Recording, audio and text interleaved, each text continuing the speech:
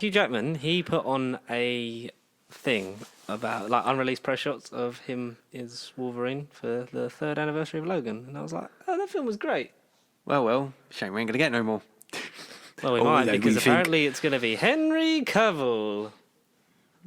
That's how you start it off, with a bomb of truth. So you don't want coins anymore. There's no tossing coins. It's got to be toss an adamantium. Yes, exactly. Toss an adamantium. Toss an adamantium to mutant. And welcome to No Bubble Podcast episode 87. 87. Mm-hmm. I feel like we should do Back to the Future. 2 more years before we cancel.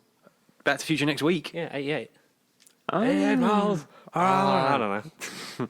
1.21 gigawatts. No, the sucker's electrical. It needs a nuclear power station to generate the 1.21 gigawatts of electricity I need.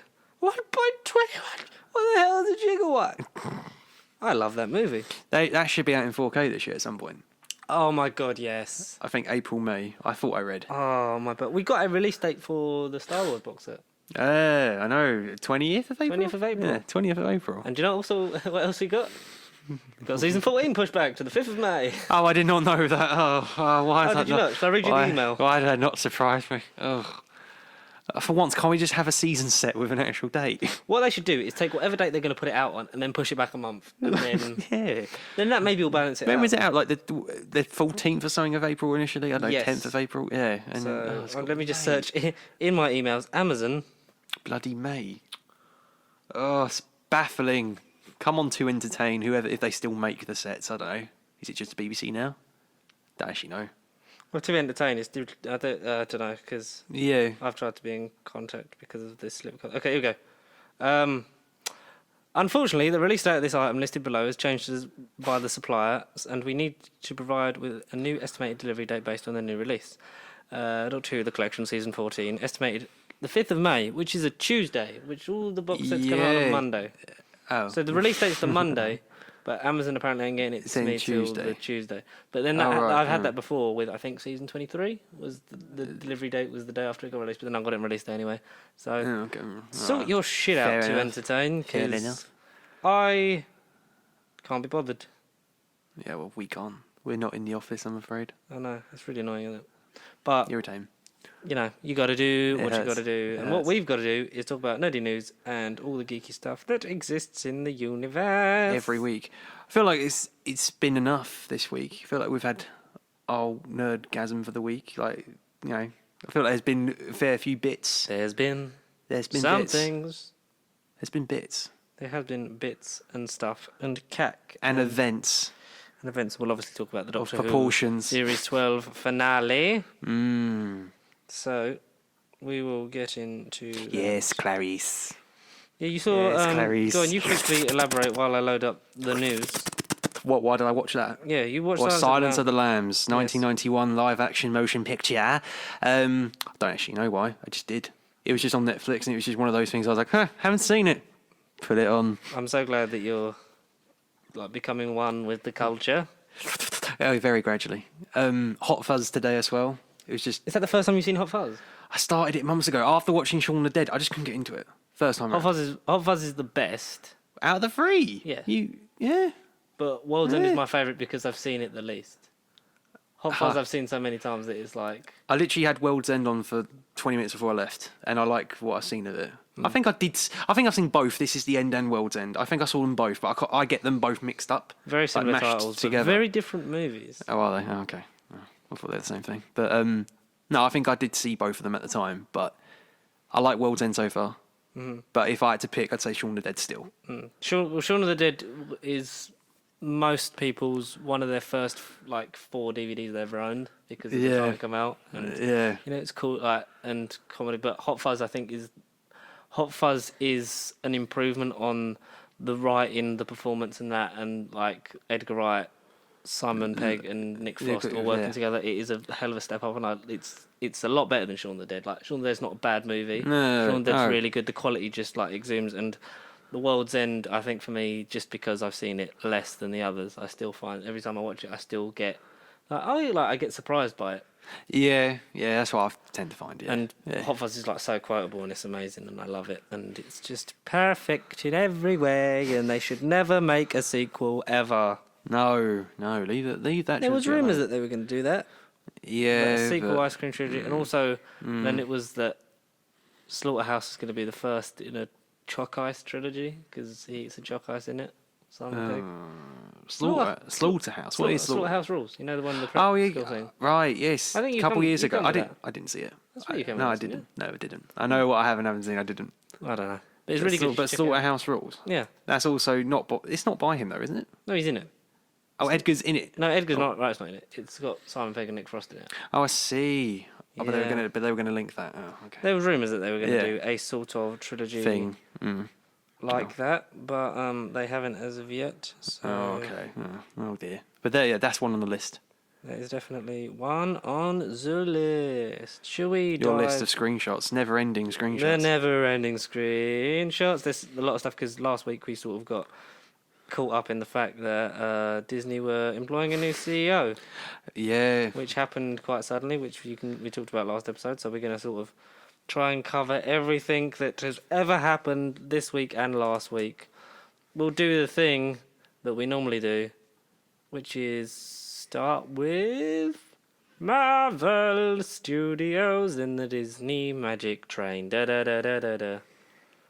What we've got is Spider-Man's had a lot of stuff happening. He's back. He's back. So What's going on? we shooting for Tom Holland's The Spider-Man 3. Oh, good. Spider-Man Homeless. Yeah, Well, it's got under a working title, innit? Serenity Now. But then I read an article That's a saying Seinfeld joke. they've all had Seinfeld jokes, isn't it? They've all of them. I think, just as a working title. The third Spider-Man movie starts shooting July, and obviously has the working title Serenity Now. Tom Holland has claimed to know all about the film because he had a meeting. I think I've screenshotted it says about last week. Where is it? I know everything now. I had my big pitch meeting with Marvel and Sony about 2 weeks ago, and I know all the secrets.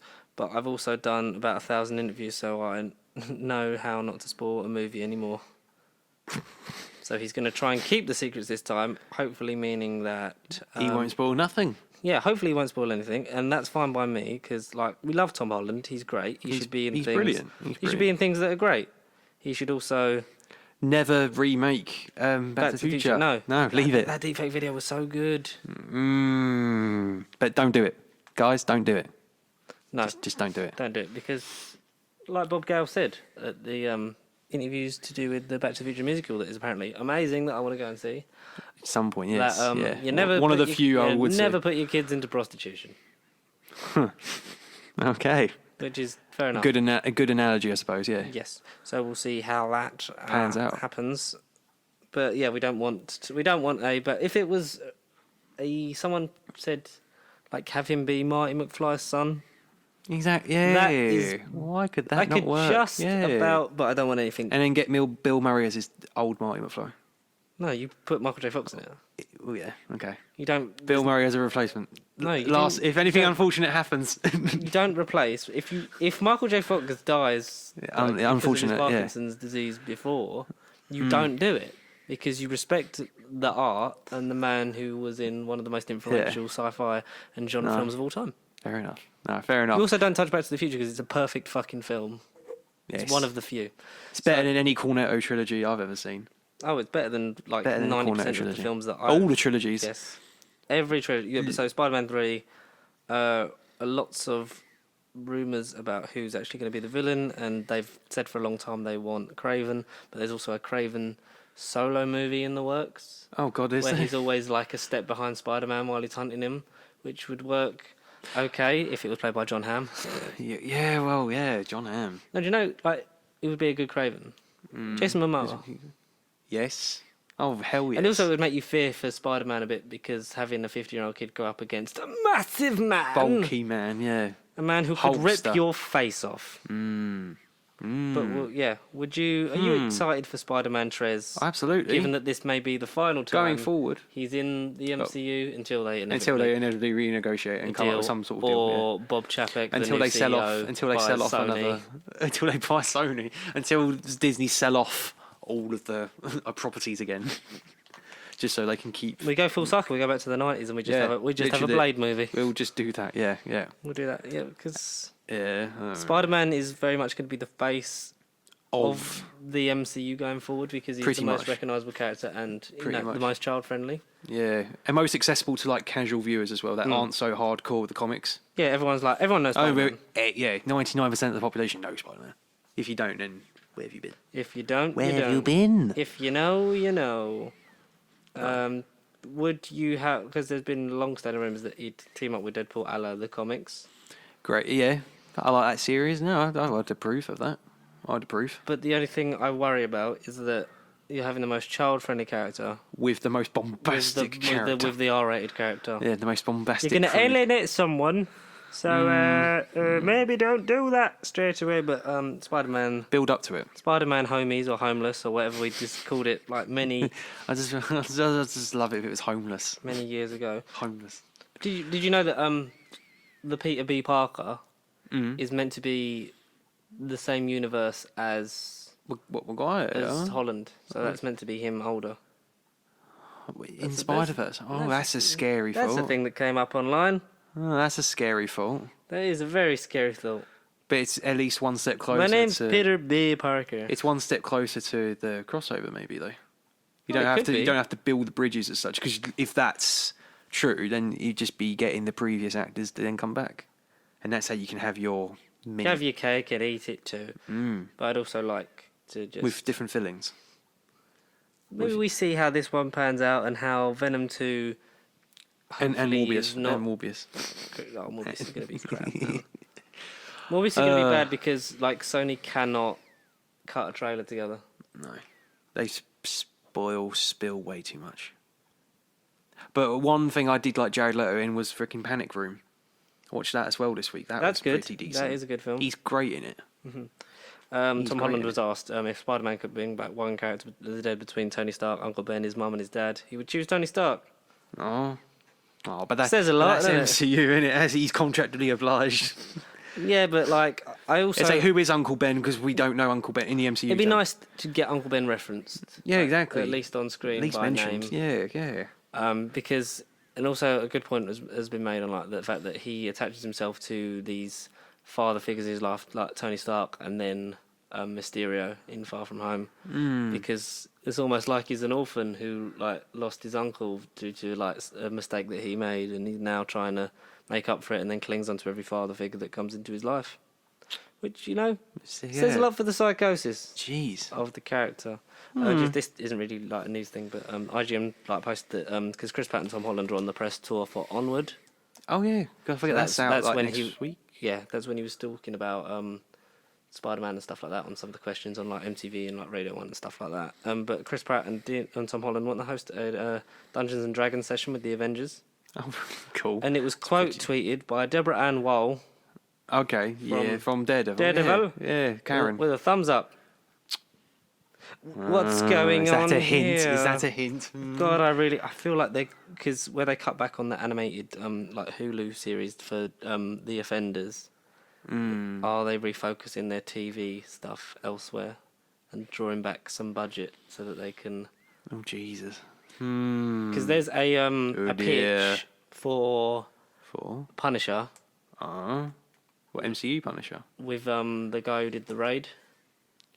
Oh, that director. To make it sort of like that, and that's it from the article. It's got the article on MovieNet, and it sounds quite amazing. Yeah. Especially because I think that could work. That's a character that would, I think, fit that mould of that kind of... yeah. Oh, that'd be cool. Yeah. I did like The Raid. Yeah, it could be. There's lots of things in here. So... Wolverine is rumoured to be played by Henry Cavill now. I don't know how in Captain Marvel 2. Very random. Wolverine in Captain Marvel. Do you know why I think it is? Yeah, what's going on? Because she happens in the past and Wolverine's old. But then why wasn't he in Captain America? Exactly, yeah. If they retroactively make Wolverine no Captain America, I'm going to be really pissed off. Oh, make Wolverine Captain America? No, like make him have known him. Oh, I see. Yeah, that would be bollocks, yeah. No. Just like, why? Well, do an Endgame. Did you never mention me, Bob? Yeah, because like we said before, come out of the time travel and they're there. That would have been like, whoa, because then we got to sort of know it because the universe changed around him. Yeah. But that didn't happen, so... Not quite. Maybe Doctor didn't Strange. quite happen. Maybe Doctor Strange. I don't know. We'll get a shot of someone going. Imagine if through we a get portal and one be shot like, of Hugh Jackman in Doctor Strange 2, like as Wolverine. You just see a claw, like three claws, just in Berserker, right? Oh, mate, that'd be mad. But rumours that the X-Men mutants are starting to bleed through because they had the original plan for the slate that Feige said they're sticking to, mostly, because, the slate has changed before, because we never got an Inhumans movie. Probably for the best. Yeah, but then suddenly we've got New Mutants, and that's still an ongoing New Mutants, crisis. which is still not... Yeah. Rumours that they were going to retroactively, make it an MCU film, but I think it's been so long since it was filmed, and who cares? No one really who cares? No, just get it out. And so they're going to obviously start bleeding into the phases. Bleeding the mutants through, and obviously Fantastic Four, which there's more stuff on that later. But rumours that Henry Cavill has been approached to play Wolverine, the most famous mutant in terms of film because of Hugh Jackman. 100%. And it's a way to sort of have the fanfare of someone coming in that is a big name that people want to see, but also, it's someone who's mostly different to Hugh Jackman. Because he's a big lad. Very tall. Yeah, not like the comics. Completely comic inaccurate, but yeah, comic inaccurate. He looked like someone who couldn't dry your feet, Cable. He's gonna have a big W on his chest. What does Juggernaut have that I don't? Don't you say legs? Don't you say legs? Legs. It still hurts. Legs. I forgot that quote. Oh, I love it. But I don't hate the idea because Wolverine we know is going to end up in the Thing. Yeah, but in the Thing, what is in John Carpenter's Thing? He's going to end up inside Ben Grimm. Yeah. But in Ben Grimm, rock hard, man child, man thing. That's how you retroactively get man big. But man thing. I think what they've it's something that they're doing with the Spider-Man villains is you bring other characters forward that you haven't seen. Because we've had Vulture, which we'd never had before, Mysterio, and we look to be having Kraven the Hunter. Because when you think about it, that's 3 that we hadn't even seen really referenced. Before. I know that John Malkovich was meant to be Vulture in Spider-Man 4. Yeah, of course. So that was that whole thing. So we were going to get that, and then Bruce Campbell was going to be. Yeah, it was revealed that he was going to be Mysterio was there the whole time. That would have been a mental. That would have been cool. We might get that in Doctor Strange too, just a Bruce Campbell because there'll be a Bruce Campbell cameo if Sam Raimi's directing. He's part of the universe. Oh, that'd be Bruce Campbell. Bruce Campbell, yeah. What about him? Great looking lad. What about him? What would you say if he retroactively made him Uncle Ben? Wait, what? Because I think Bruce Campbell and Marissa Tomei would sort of that would work. You ship them. That's what you're saying. I think they're closer in age. They're believable. I think they're closer in age. They're more believable than Martin Sheen and 100%. Sally Field. You know what I mean? Yeah, that would be. Imagine Bruce Campbell. That's an Inception moment. That is. I like the idea. I feel like we just connected. Like how so many French. We like time. Let's contact. Contact. But I think you should leave Wolverine for a bit. Yeah. Just because I know, it's been 3 years and it doesn't feel like it's been 3 years, but I think you let the dust settle on something like they appear to be letting it settle a bit more on Fantastic Four because I know that was really poorly received. And that's the last one, and that's been 5. It's been almost 5 years, so they'll be looking at now to be a time to sort of to get going on it. Yeah. Whereas with X-Men, you had Dark Phoenix only year. 6 months. 6 months ago. And New Mutants, which is technically still part of that ilk. Still ongoing. That tone of story is yet to come out. Apparently, it's still going to come out. I doubt it. Don't quite click. Not holding my breath for that. So I'm down for them. Because they're going to bring them in at some point because they own everything and they're going to have all of the monies. Monopoly, mate. It's Monopoly. Yeah, it's the thing that we hate. We've said this many times. We hate monopolisation because it makes people lose their jobs. But and no competition.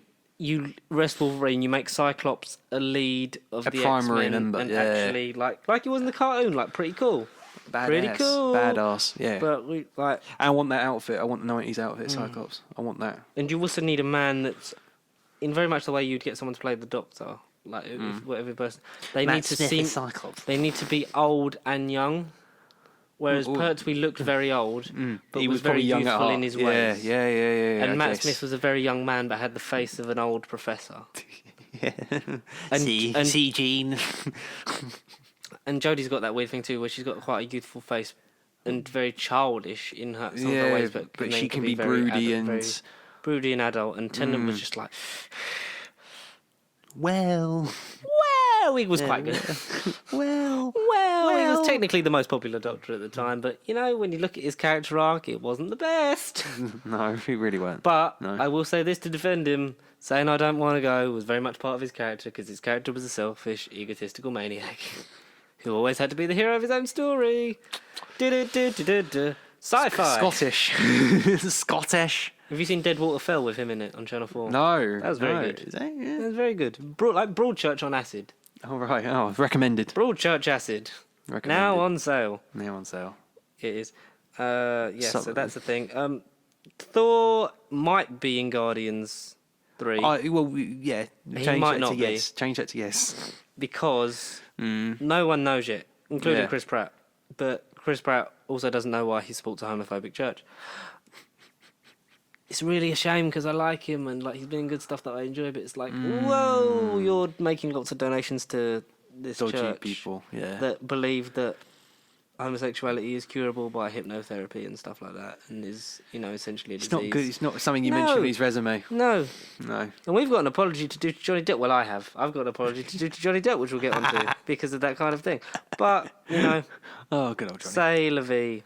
Would you? Because Thor comes out before Guardians. It does, 3 and is set 2021.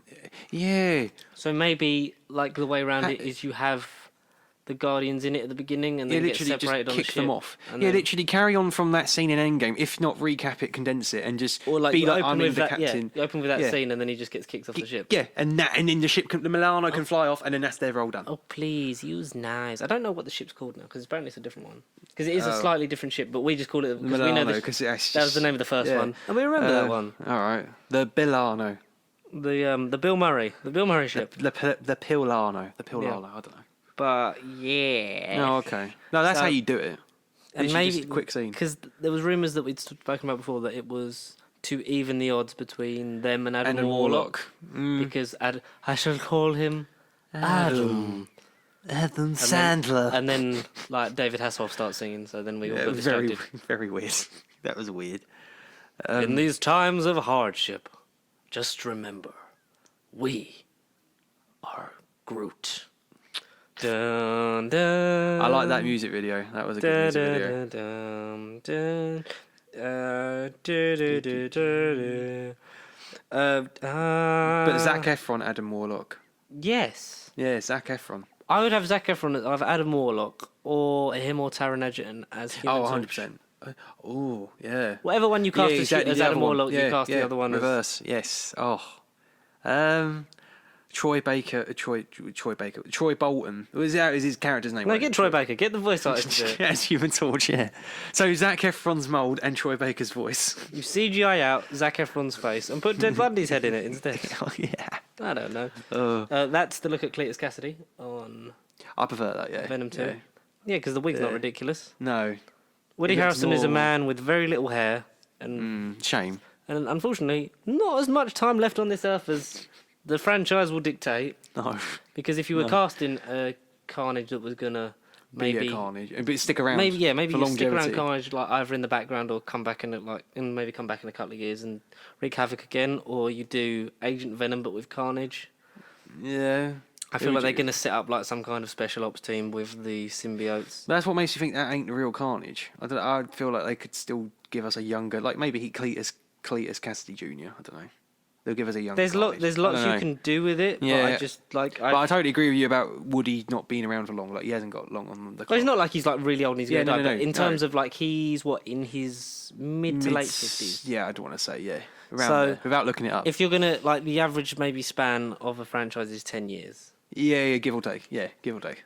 Ideally, in an ideal world, if you get a nice rounded character, 100%. But also in a world of Disney and the MCU, you could end up sticking around for a very long time. Too long. 20. You make it 20. Had 18 years of Hugh Jackman as Wolverine, and he was 52, 53 when he ended it. Jeez. Okay. And Wolverine was one of the first roles he got, so almost 20 years of that character. It's insane. I imagine it takes your toll. Yeah. And we don't want And we think 3 years of the Doctor is bad, but then we'll get 20 of one character. I really want a Doctor to stay longer than 3 years. So do I. I want Jodie to make it to the 60th. So 2023. I have something when we get onto Doctor Who that relates to the 50th. Right. Okay. A statement that, on the surface of it, seemed like it didn't work out. But Actually, so following this season's finale, it's a positive. Well, I'm saying, I like Series 12. I like most of it, but we're going to get onto that in a minute. Okay. Doctor Strange director and former Doctor Strange 2 director Scott Derrickson would love to do a Constantine movie. Oh, 100%, yeah. Keanu reprising. I think you could, because Keanu Reeves is clearly a man that doesn't age. He's an Eternal. Yeah, he's an Eternal. He should have been in the Eternals. Secret cameo, who knows? Who knows? Could he have been Adam Warlock if you cut his hair? Or even if you didn't. Oh, damn. Oh. Because I think super smooth Keanu would be like... He's young and youthful at heart, even though he's in his 50s. He just... Oh, God, he's great. I read about someone being Hyperion yesterday. I don't know if I did share it or not. I can't remember who for the life of me, but that was annoying.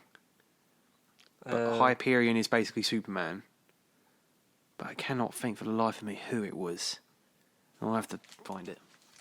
That's irritated me. Do you want some casting rumour? Yeah, go on then. For a surfer of a certain silver disposition? Marvel Studios is apparently, take this with a pinch of salt, eyeing up Rami Malek as Silver Surfer. Oh, I did see that. For a future project. Oh, I'd see that 100%. Yeah, I could work with that. He's got that sort of very alien, stoic sort of like blankness. Shave his head or CGI his hair out and make him sort of, yeah, mate, that would work. And it also has that voice where, like, you could see him maybe as that character. Very sort of like alien in his ways. But he's quite good. He's a good pick. Yeah, he is. He is a good pick. I would have him all day long. That's more. There's so many. I've got so many Henry Cavill things. Yeah. That's Sonic. That's Dave Bautista. Just shots fired. It's breaking news. Dave Bautista says Dwayne Johnson isn't a great actor. He's not. Batista versus The Rock confirmed for WrestleMania 37 next year. No, do you know what we've just confirmed? We've just confirmed Jumanji 4, where David Bautista is the villain. Oh, damn. Or damn. He's the villain Safura in 2. Hobbs and Shaw 2. Oh, damn. Oh, that'd be great. That would be great. Statham, Rock, Ryan Reynolds, Kevin Hart, and Batista as the villain. Oh, that's a movie. Think of the testosterone. That's a movie. That is many movies. Some She-Hulk news. Marvel is looking for an Alison Brie type actress to play She-Hulk. Yeah, To which many people have said, just cast Alison Brie then. Exactly, innit? Why not? That'd be cool. Just why not? Alison Brie is a woman who acts well and is quite funny. Put her in it. Simple as. Because Mark Ruffalo confirmed at C2E2 in Chicago that he is in preliminary talks to appear in She-Hulk. Disney Plus series. And he also joked that he'd like to see a Marvel film directed by Martin Scorsese. That won't happen. That will not happen. No. No. Twould never happen, but... That's it. Brad Pitt is Hyperion. That's what I read. Brad Pitt. Randomly. As Marvel Superman. Not that I know anything about Hyperion, but he's basically Superman. He's another godlike being there saying Brad Pitt could be God. A couple of years younger Brad Pitt. Yeah, exactly. Yeah. But I don't know how I feel about him now. Well, he was great in Once Upon a Time in Hollywood. Give Brad Pitt more things. He sort of deserves stuff. Apparently Bruce Banner's blood is going to be a major part. Element, yeah. An element in the future of the MCU. Gamma blood, because was it a transfusion to his cousin? Yeah, that's what happened, yeah. That creates She-Hulk. Except she can control it. Yeah, she can control it, and she's more humanoid in her appearance than just like the big green out of proportion beast. And she has her mind still in the body, I believe. Yeah. And she also breaks the fourth wall. Yeah, so she's Dead Hulk. It's a cab drama. It's basically going to be like Law and Order UK. Or just Law and Order if you don't live in the UK. It'd be like Law and Order, with a big green woman in it who talks to camera. So like Deadpool light, really. And obviously like... Law and Order meets Deadpool. Ish. Meets Deadpool. CSI Deadpool edition. Yeah. And we've also talked about before that there's certain other lawyers that could make appearances in it. Oh, yes. You know, a certain Charlie. Yeah, a certain Charlie Cox playing Charlie's Matt Angels. Murdock. That'd be Charlie's really nice. Angels. And Ruffalo also wants a Professor Hulk film. Yeah, give us that. Spin-off. I want to see a movie where Banner and Hulk ultimately have to battle it out. In the mind. In the mind, as well as in... And we'll get Joe Fixit. The heart. It'd be nice to get Joe Fixit. Yeah. We can have like multiple. It could be like a Hulk prequel. We don't necessarily have to tie in with the concurrent phase storyline, whatever they're going to build towards. It could just be this is basically our origin-ish movie. Because I assume Banner will definitely appear. Yeah. Depending on what has happened to him and Hulk, or when it's set, because we don't know when the transfusion will take place. Yeah, exactly. Will it be in that time where between Hulk and the Avengers? Between Avengers 2, no. Between like Avengers and Avengers 2, like you don't know where in the time. We don't know where in the time. Or even before all of it. Could it like what is his first experiment? Could it retroactively show us how Bruce Ruffalo or get us Edward Norton? Oh yeah, we get that. Basically, that a remake of Mark Ruffalo in the opening credits of Incredible Hulk. Yes, that'd be good. Yeah, why not? That. Why not?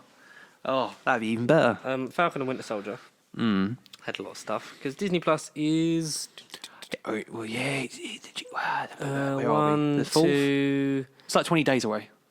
Just under 3 weeks away from Disney Plus launching in the UK. Which, if you pre-order now, you can have a year of it for $49.99, which I'm going to do on payday, which is like a week away from now. So I'm going to do that. Great, cool. Which works out to like £4 a month. If you do it which that way. works. It works. And you save money also if it was just the normal price anyway.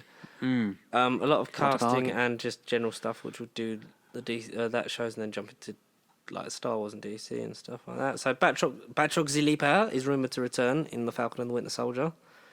The French kickboxer from... Who'd you call him? Batroc the Leaper. Batroc. Okay, all right. I thought it was an actor. I thought you butchered an actor's name. Batroc the Leaper. The character. Okay. Yeah. I know what you mean now. Yeah. The Fog. Is it good? Because he was a well done henchman of a character, sort of secondary villain. Yes, yeah. That's manages to go toe to toe with Captain America for a bit. That's cool that they're sort of bringing in these elements that we thought we'd forgotten about, but clearly not. It's Marvel, so they won't. If it's DC, they might have, but. We also got Anthony Mackie confirming that he's Captain America. He will take over Captain America's show. Kind of ruins the ending of that show, then, doesn't it? Well, because we kind of knew that anyway, because he'd got it in the film, but also it was like, where is Bucky gonna try and take it and blah blah blah. But then it just confirms that however you think the show's gonna end, it's gonna end up. I am America. Sam, I am America. And there's a set photo that Sebastian Stan shared that from the Falcon and Winter Soldier, seemingly confirming that Clay Bennett has been cast as Lamar Hoskins, aka Battlestar in the comics. Battlestar is US Agent's sidekick because of that costume. Oh, okay. Oh, cool. Right. That's cool. So basically, the fake Cap's fake Bucky. The fake Captain's fake Bucky. Essentially, really, isn't it? Yeah. And Anthony Mackie said he feels that everyone in the MCU has received shield training. I went by the WandaVision set and there was a random shield. I was like, everyone is getting some shield training now. Because they've got to fight intergalactic cosmos galactus beings. WandaVision interests me the most because that's like the different eras of things. You got some Wyatt Russell posters. Yeah, US Agent. Cap is back. US Agent. Not as much you think. Yeah. That shit doesn't belong to you. You don't deserve it. Yep, that's true. So it'd be nice to see, because we've had more like set costume pics of that, and we obviously that teaser we had of him running onto the field high-fiving the cheerleaders. Yeah, from the back, very brief. From the back, so it just looked like Cap imagery. It was like, it works. Oh dearie me. Will we get Old Man Chris, do you think? He's rumoured to appear in one of the... I wouldn't be surprised if it was the finale or like the penultimate one. Either the beginning or the penultimate one, just like sort of to give Sam that push to sort of go into the finale. Yeah, a bit of encouragement. Get it done. Yeah, I chose you. You can do it, Falcon. You can do it, Sam. Mackie. You Big Mac.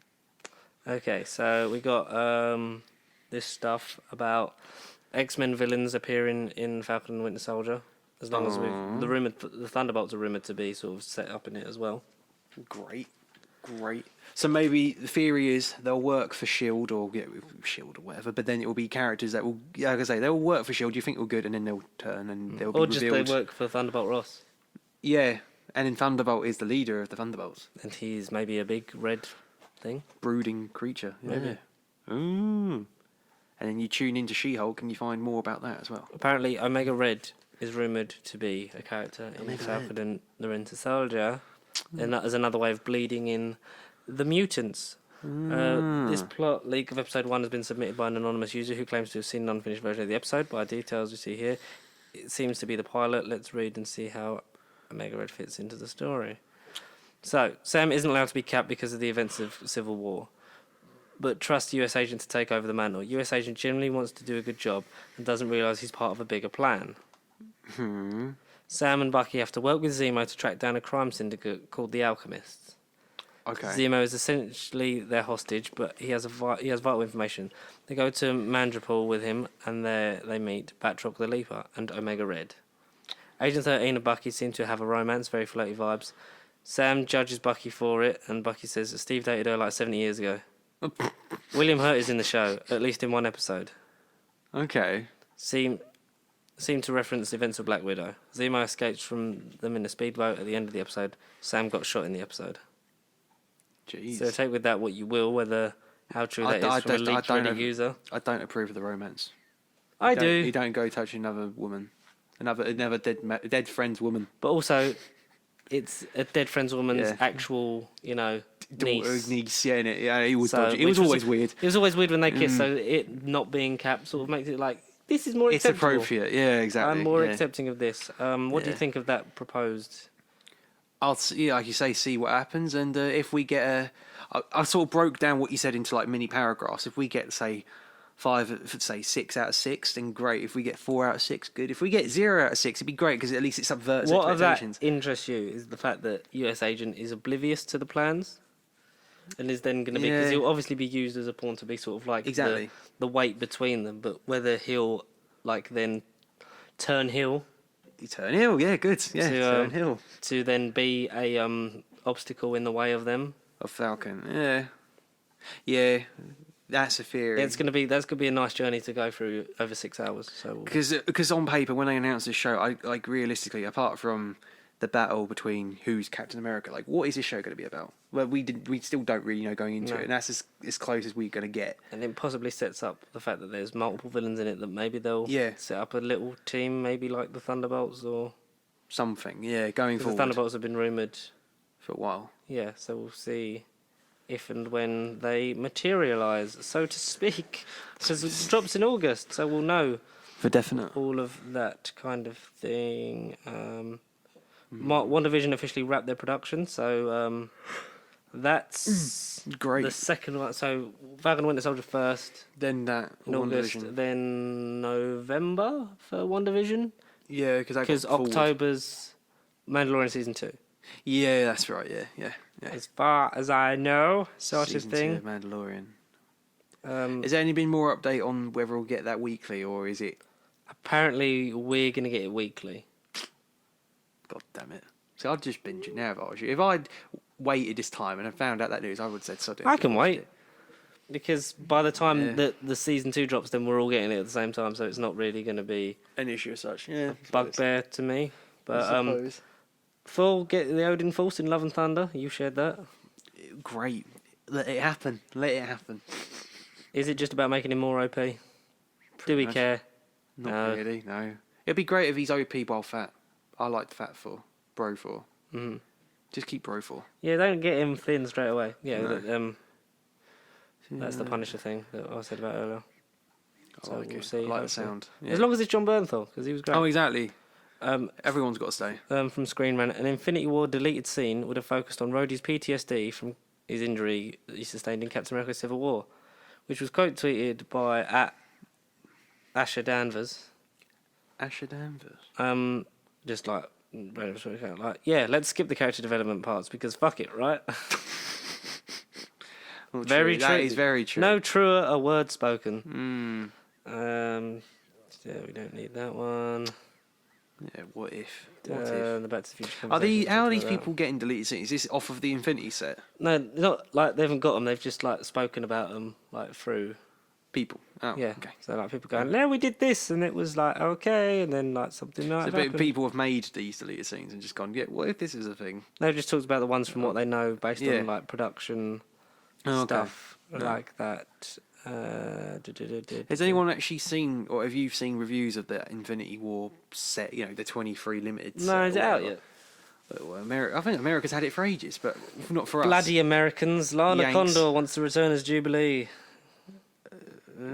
because she was sort of in it.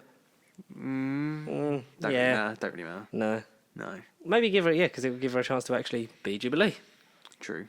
Planet of the Apes movie continues Caesar's legacy, so not totally a reboot like was previously stated. I'd like to see it be a continuation because especially that take on this universe has been more intriguing and actually I've been invested in it.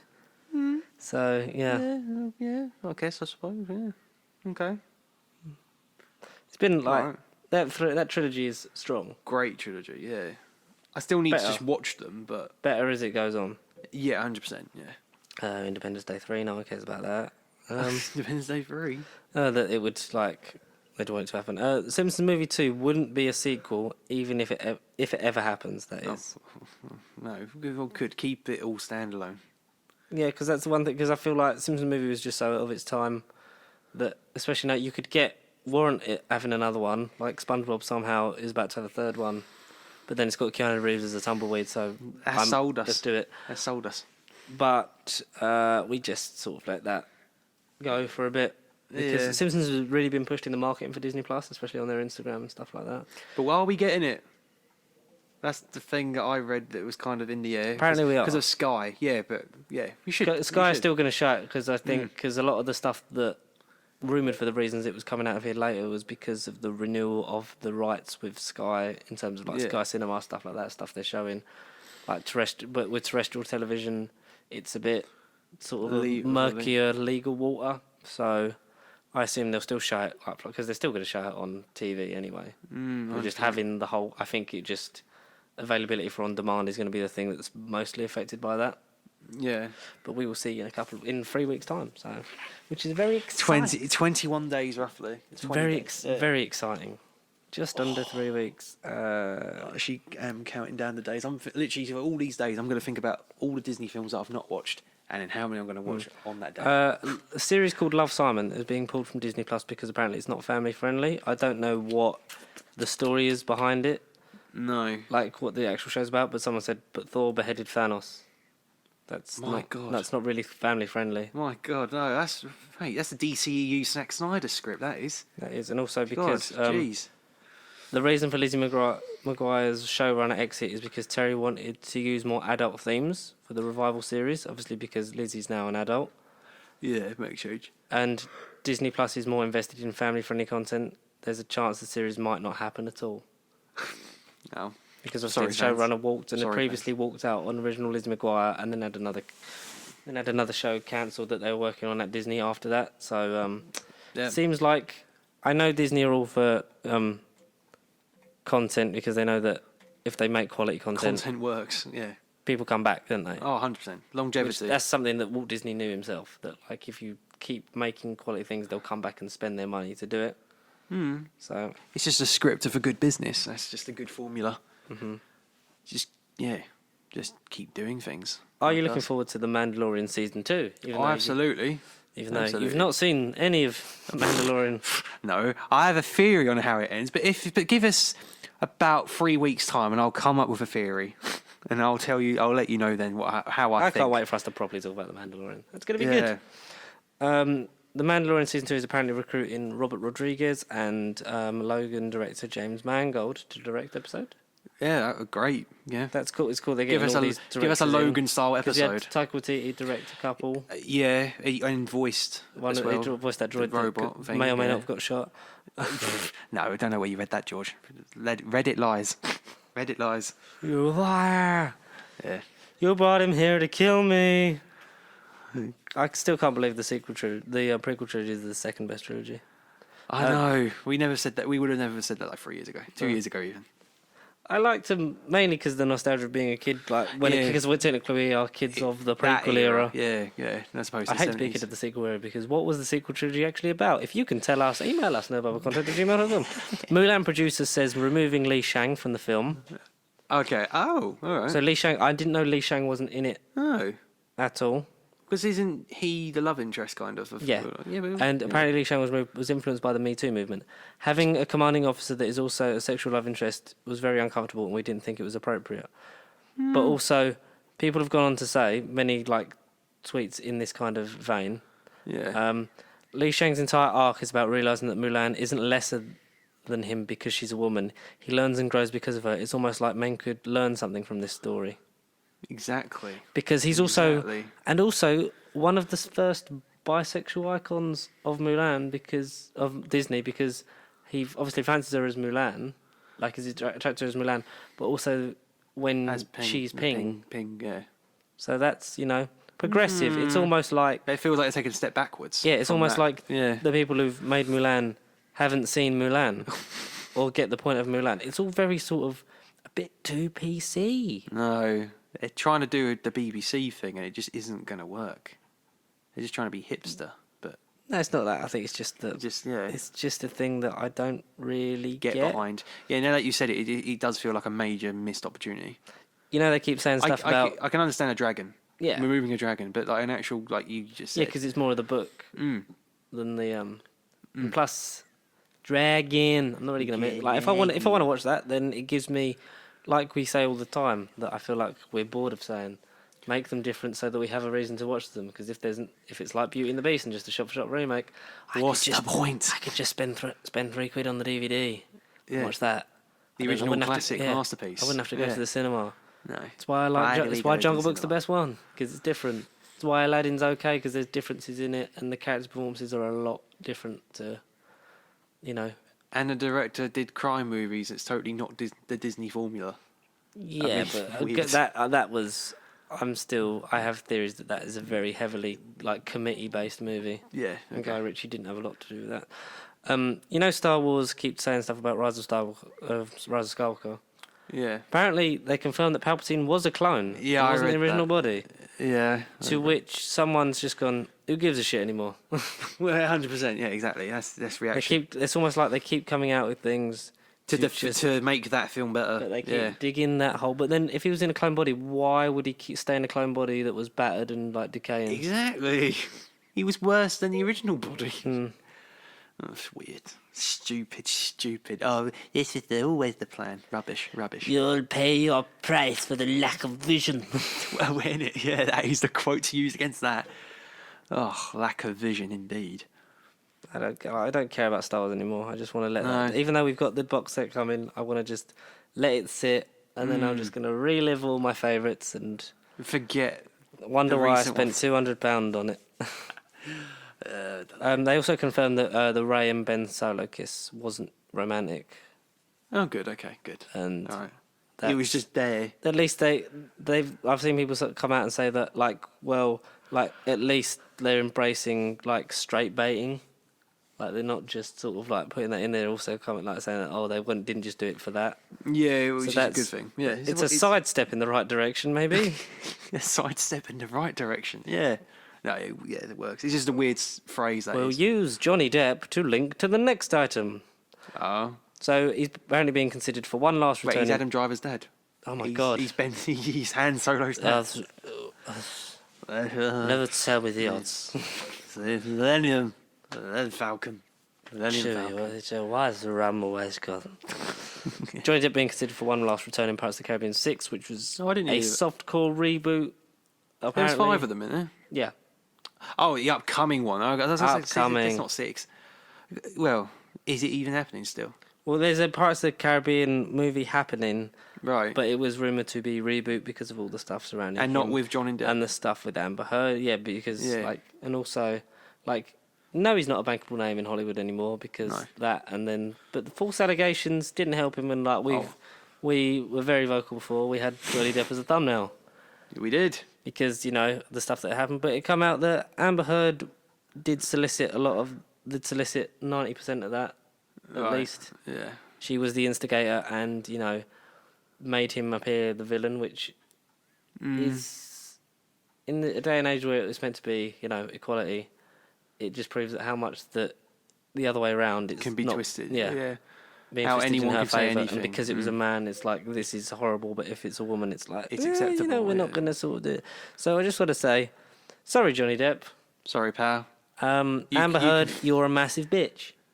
Screw you. So instead of like fuck Johnny Depp, fuck Amber. Unfuck him.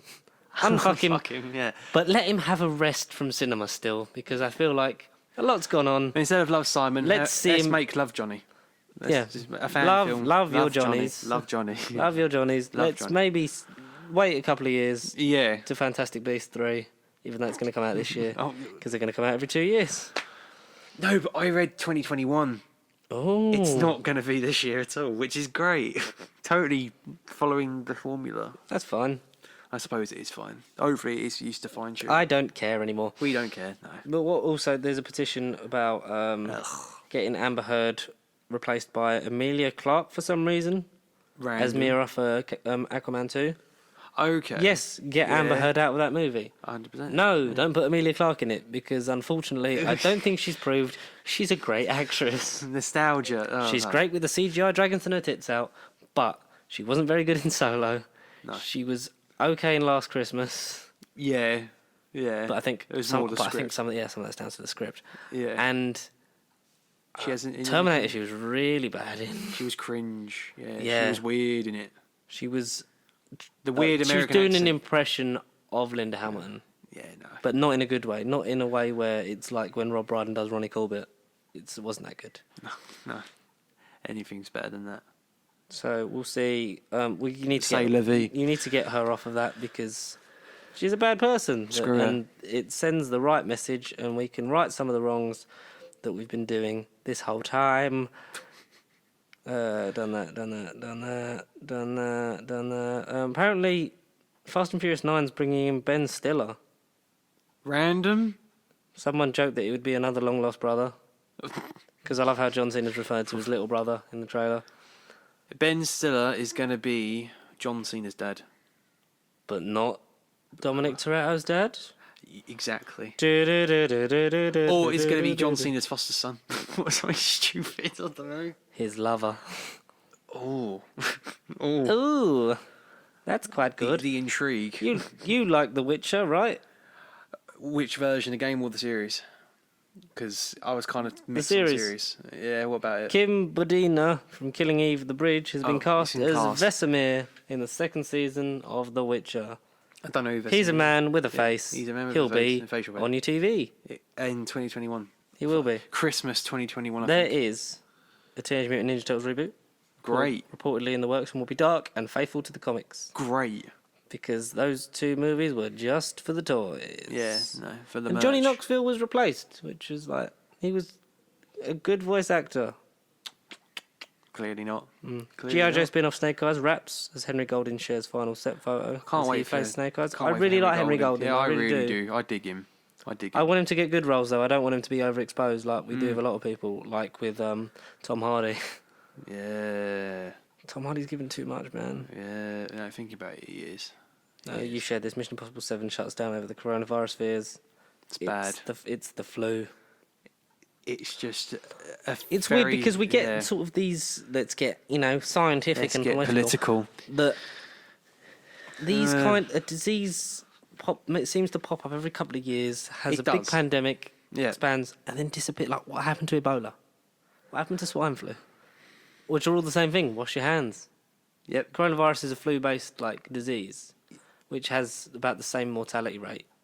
Yeah. I mean, the cases are accelerated because of the unhygienicness from whence it was apparently, conceived in the Chinese markets of eating bats and all sorts of things.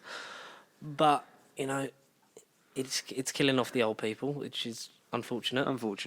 It's killing off the very old and the very young. Like a cold almost. What I would say is, if you have to wait for a medical epidemic to be told to wash your hands, you're an idiot. Always wash your hands after the toilet. 100%. Sometimes don't even give it a second thought. Do you know you could just wash your hands after you've done anything that's considered dirty?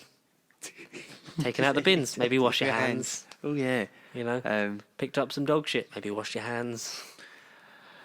Tidying up trolleys around your supermarket because God knows where those. Handling money as well. Handling money, indeed. Wash those filthy hands. Exactly. Raymond. So wash your hands, please. Wash your hands, you dirty pig. Try it, you dirty pig. Dirty pig.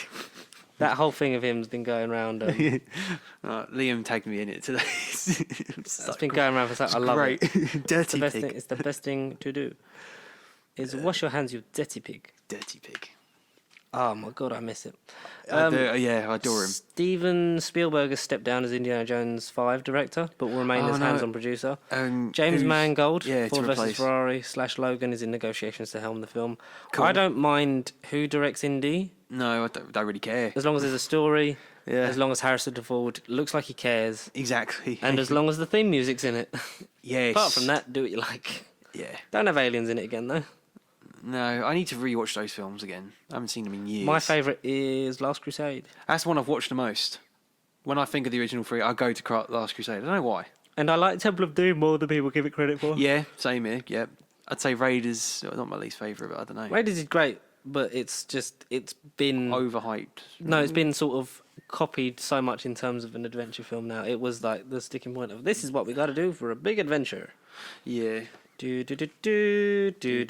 you know why Knuckles wasn't in the Sonic movie? Why? Because they were trying like evoke the imagery of the 1991 game, like with Sonic and Tails. Like Sonic and Tails was sort of like where they wanted to go, like build to. Oh, I see. Have the original Sonic go. Like they just wanted to everyone feel nostalgic for 1991, and maybe like if they get a sequel, there's loads of great characters that they'd love to introduce. So they'll go buy the game. And it was about setting up a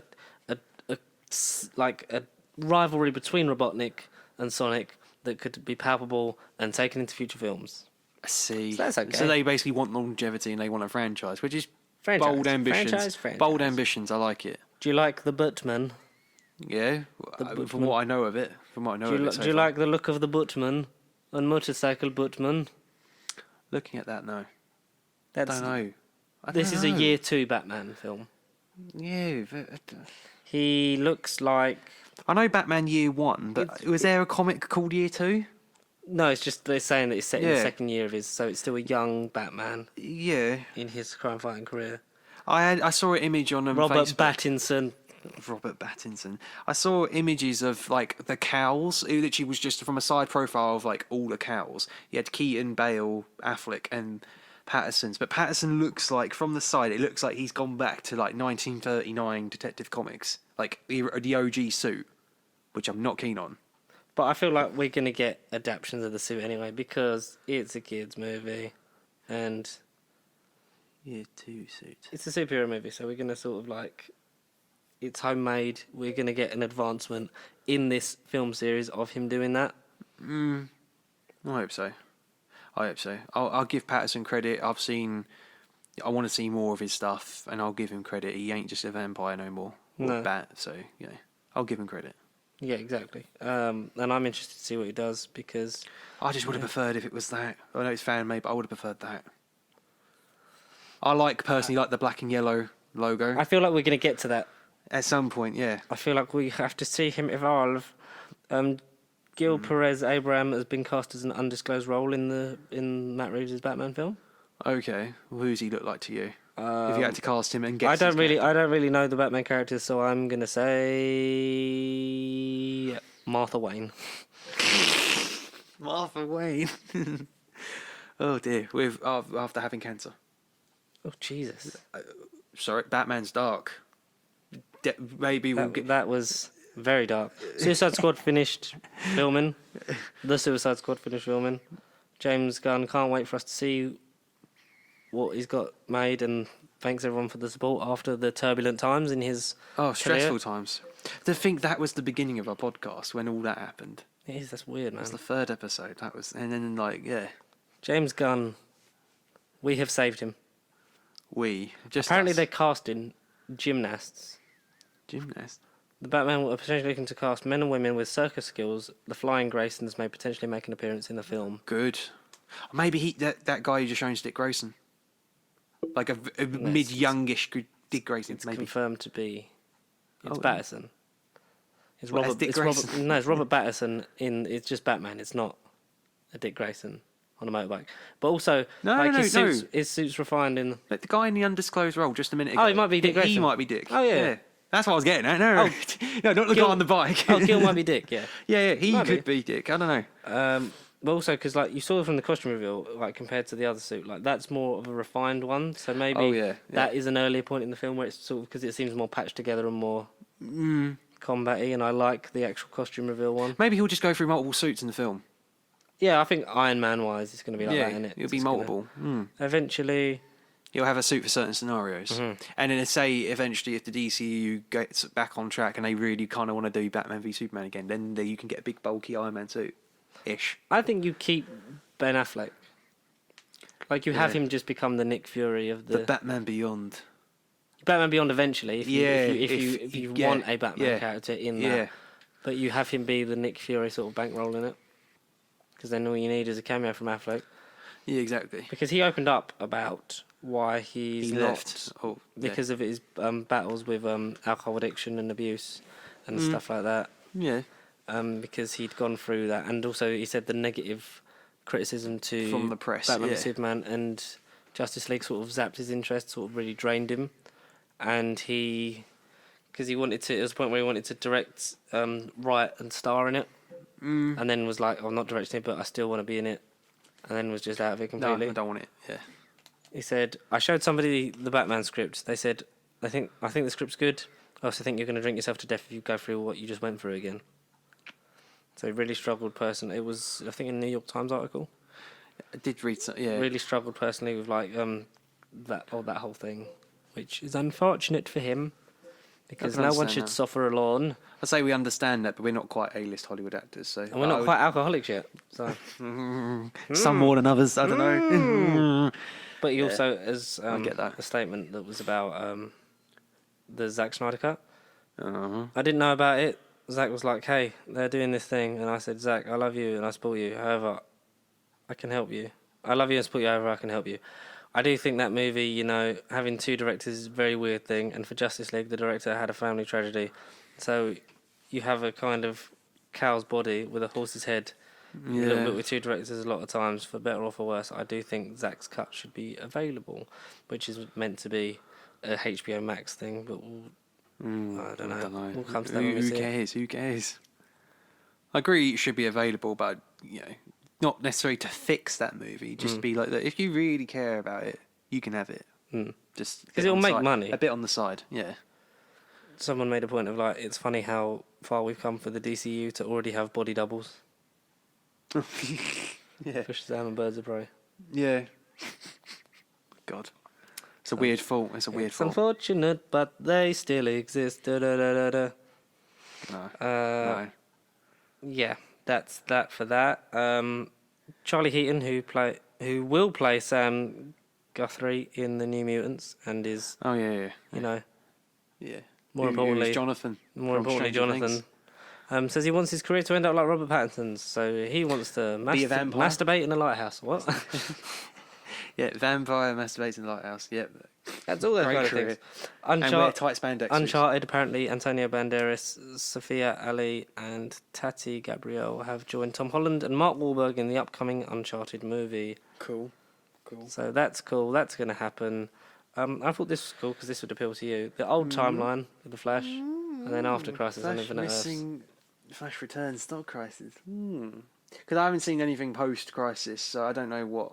Because all I know about the Arrowverse going forward is that apparently, like, the showrunners have said, the shows won't know the full effect of post Crisis until later on. So it'll be one of those. The crossover will carry on for a bit, and then you'll get everything, the effects, if you get what I'm saying. Yeah. And then they'll probably do another event, will they? Probably, but they haven't said what. But then freaking Arrow's ended, and yet they've announced a Green Arrow show. It's like Green Arrow and the Canaries or something stupid they've called. Yeah, we talked about it last week, didn't we? I don't get why they've ended it, and yet they want to redo it. No, I don't get it. No, it'll be just like it'll be Legacy or Legacy, a different universe, which I'd rather have. Because we can get a Spawn reboot thanks to Joker. Yeah, I know. Yeah, that would work. Have you heard about WWE fans want CM Punk to replace Bruce Campbell as new Ash? Yes, I did share that. That was. Did you see what Bruce Campbell said about it? No, I didn't. Go fuck yourself. You know what? CM Punk is great. You should play a guy in a horror series named Nash or Bash or Lash. With all due respect, the name Ash is like the best table at a restaurant. It's reserved. Oh, damn. Oh, that was so good. He's like, yes, do it. And he's like, no. No, he's like, yes, do okay. it, but like, don't play Ash. Don't like, play me. Yeah, don't be me. Okay. All right. But, okay, cool. Yeah. Evil Dead parody. I'd be down for that. CM Punk. Get him in a MMA, universe. His MMA career didn't exactly take him wonders. Who knows? He could be an actor. I don't think he's actually been in anything that I've seen him in, but he could be. You know. Have you seen American Horror Story? Not yet. Because Sarah Paulson and Evan Peters are returning for the 10th season, and Macaulay Culkin is joining the cast. 10th season? I thought it was about 5 or 6, not 10. That's gone on so long. 10th season? I no longer care about it. Jesus. And Joker beat Toy Story 4 as the 31st highest grossing movie of all time, 6th highest grossing movie of 2019, and is 7.3 million behind Dark Knight Rises. Good God. Oh, that should overtake Dark Knight Rises. Yes, if it's still in... I don't know if it's still in cinema, so I think that was just the end of the box office thing. I don't think so. Oh, Jesus. Shall we talk about... Oh, this quickly. Dracula is Universal Monsters reboot the Invisible Man director wants to do next. You've seen The Invisible Man. Yes. Your thoughts on the sort of dark universe is continuing? I like how it was made, but I haven't seen the others. Smaller budget. Don't really care. Well, from what I know of the others, it's probably the best out the of the bad Shazam bunch. of the dark universe. Yeah, 100%, yeah. Because Dracula Untold sort of retroactively made the starting point. Because that started it, yeah. And it's also... The Mummy's kind of connected to the original 90s one with Brendan Fraser because they got the same book. Yeah, it's what I've read, yeah. But... And then we were going to get Javier Bardem as Frankenstein's monster, and Johnny Depp was going to be the Invisible Man. Yeah, but... Then all that thing happened, and Amber Heard the liar. You've not seen The Invisible Man? No. Not yet, I do want to. I will be looking to catch that as well as I like how it was Parasite made. and like Dark Waters, because that's out. Yeah, Dark Waters. I'm actually seeing that tonight. Oh, yeah? I am seeing that tonight. You have to let me know how it is. How it is. Yeah, no, I'll let you know Dark Waters. But no, Invisible Man, I liked how it was made. Mark Ruffalo. See, I can't. I don't What? know No. Yeah, what? No. What? No, I'm an inventor. I'm an inventor. You can't touch my daughter, you pervert. Invisible Man's made really well. It is quite suspenseful. It's all positive. It's not just a crappy horror. It's good. Good. I like how it's made. I like that you like that I like this. Yeah, no, it is good. Cool. Very cool. What we've got... Should we do the Doctor Who's? Get out of the way. Spoiler alert for Series 12, Episode 10, The Timeless Children. Of this whole season. The finale. Thank goodness. The second part. The end. But the moment of time. Well, we weren't quite prepared though, weren't we? The Master almost did that speech. The wrestle-on for the end of time itself. For the end of the universe itself. Yeah. Wow. Oh, so we carry on from last week. Anyone who hasn't seen it, spoilers. Yeah, this is your last chance. Because, oh boy, when you hear this information, your life as a Whovian will not be the same. And that's just putting it mildly. The Doctor, who was faced with the Master at the Veil or whatever the veil. the thing. The Persian Veil. What's it called? Like the Gateway. The Gateway. The Gateway. We're going to call it the Gateway from now on. Yeah, the Gateway. Met with the Master. They go to Gallifrey. Back home. Yeah, I'd knocked through there. Have a wet room there. Torture room in the dungeon, obviously. Yeah. That was. I think he's my favourite Master. I think. In the New Year. I think if we see more of him, he might be mine. Yeah. But nothing beats that 3 minutes of Derek Jacobi, where he's just insatiably evil. Yeah. I can say I was provoked. The Chan, who are you, dog? I am the Master. Master. I like that he's more pissed off that he was killed by a woman. Yeah. Killed by an insect. And a girl. How inappropriate. Still, if the Doctor can be young and strong, then so can I. The Master. Reborn. And then he screams through his regeneration because of his insanity. Anywho, that was nice.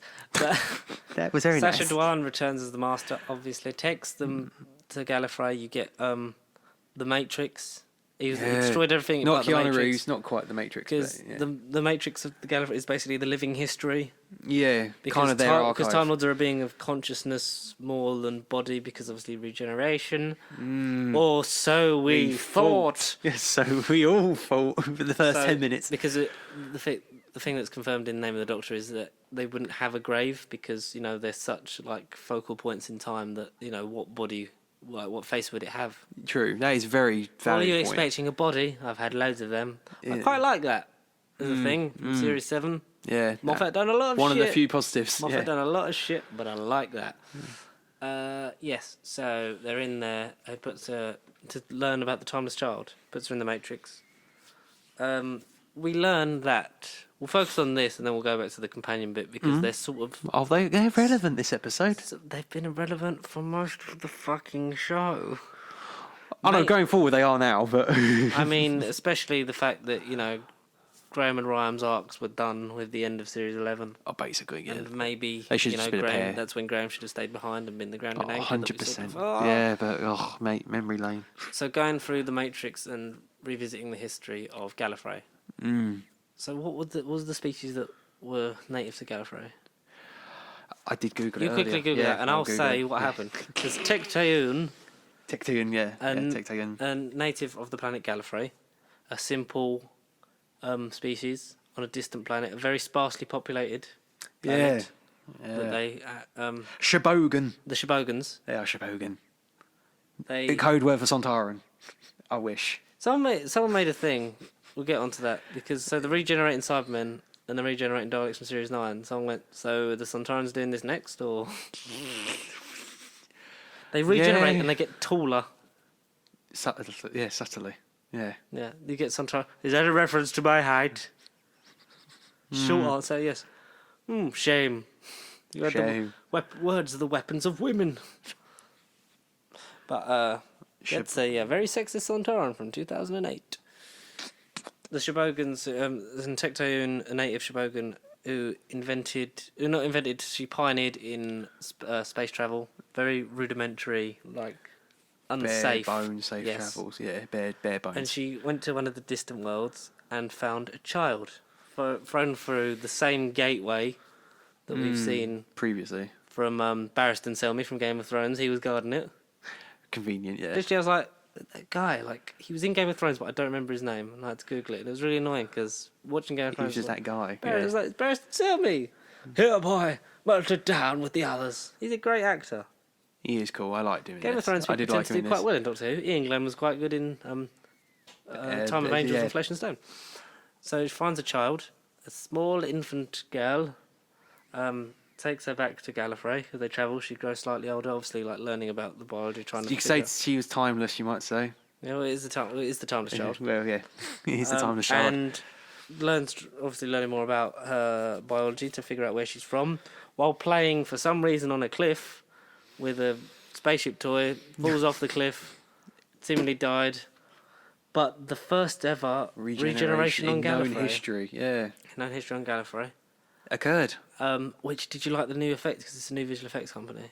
Yeah. The orange glow under the skin before it bubbles up, and then the waves and the ripples, and then sort of So I didn't know it was that detailed, but okay. I'll have to look at it again. And we also got, for the first time ever, regeneration energy out of the legs. In the entire history of the... We've never had regeneration energy out of the legs.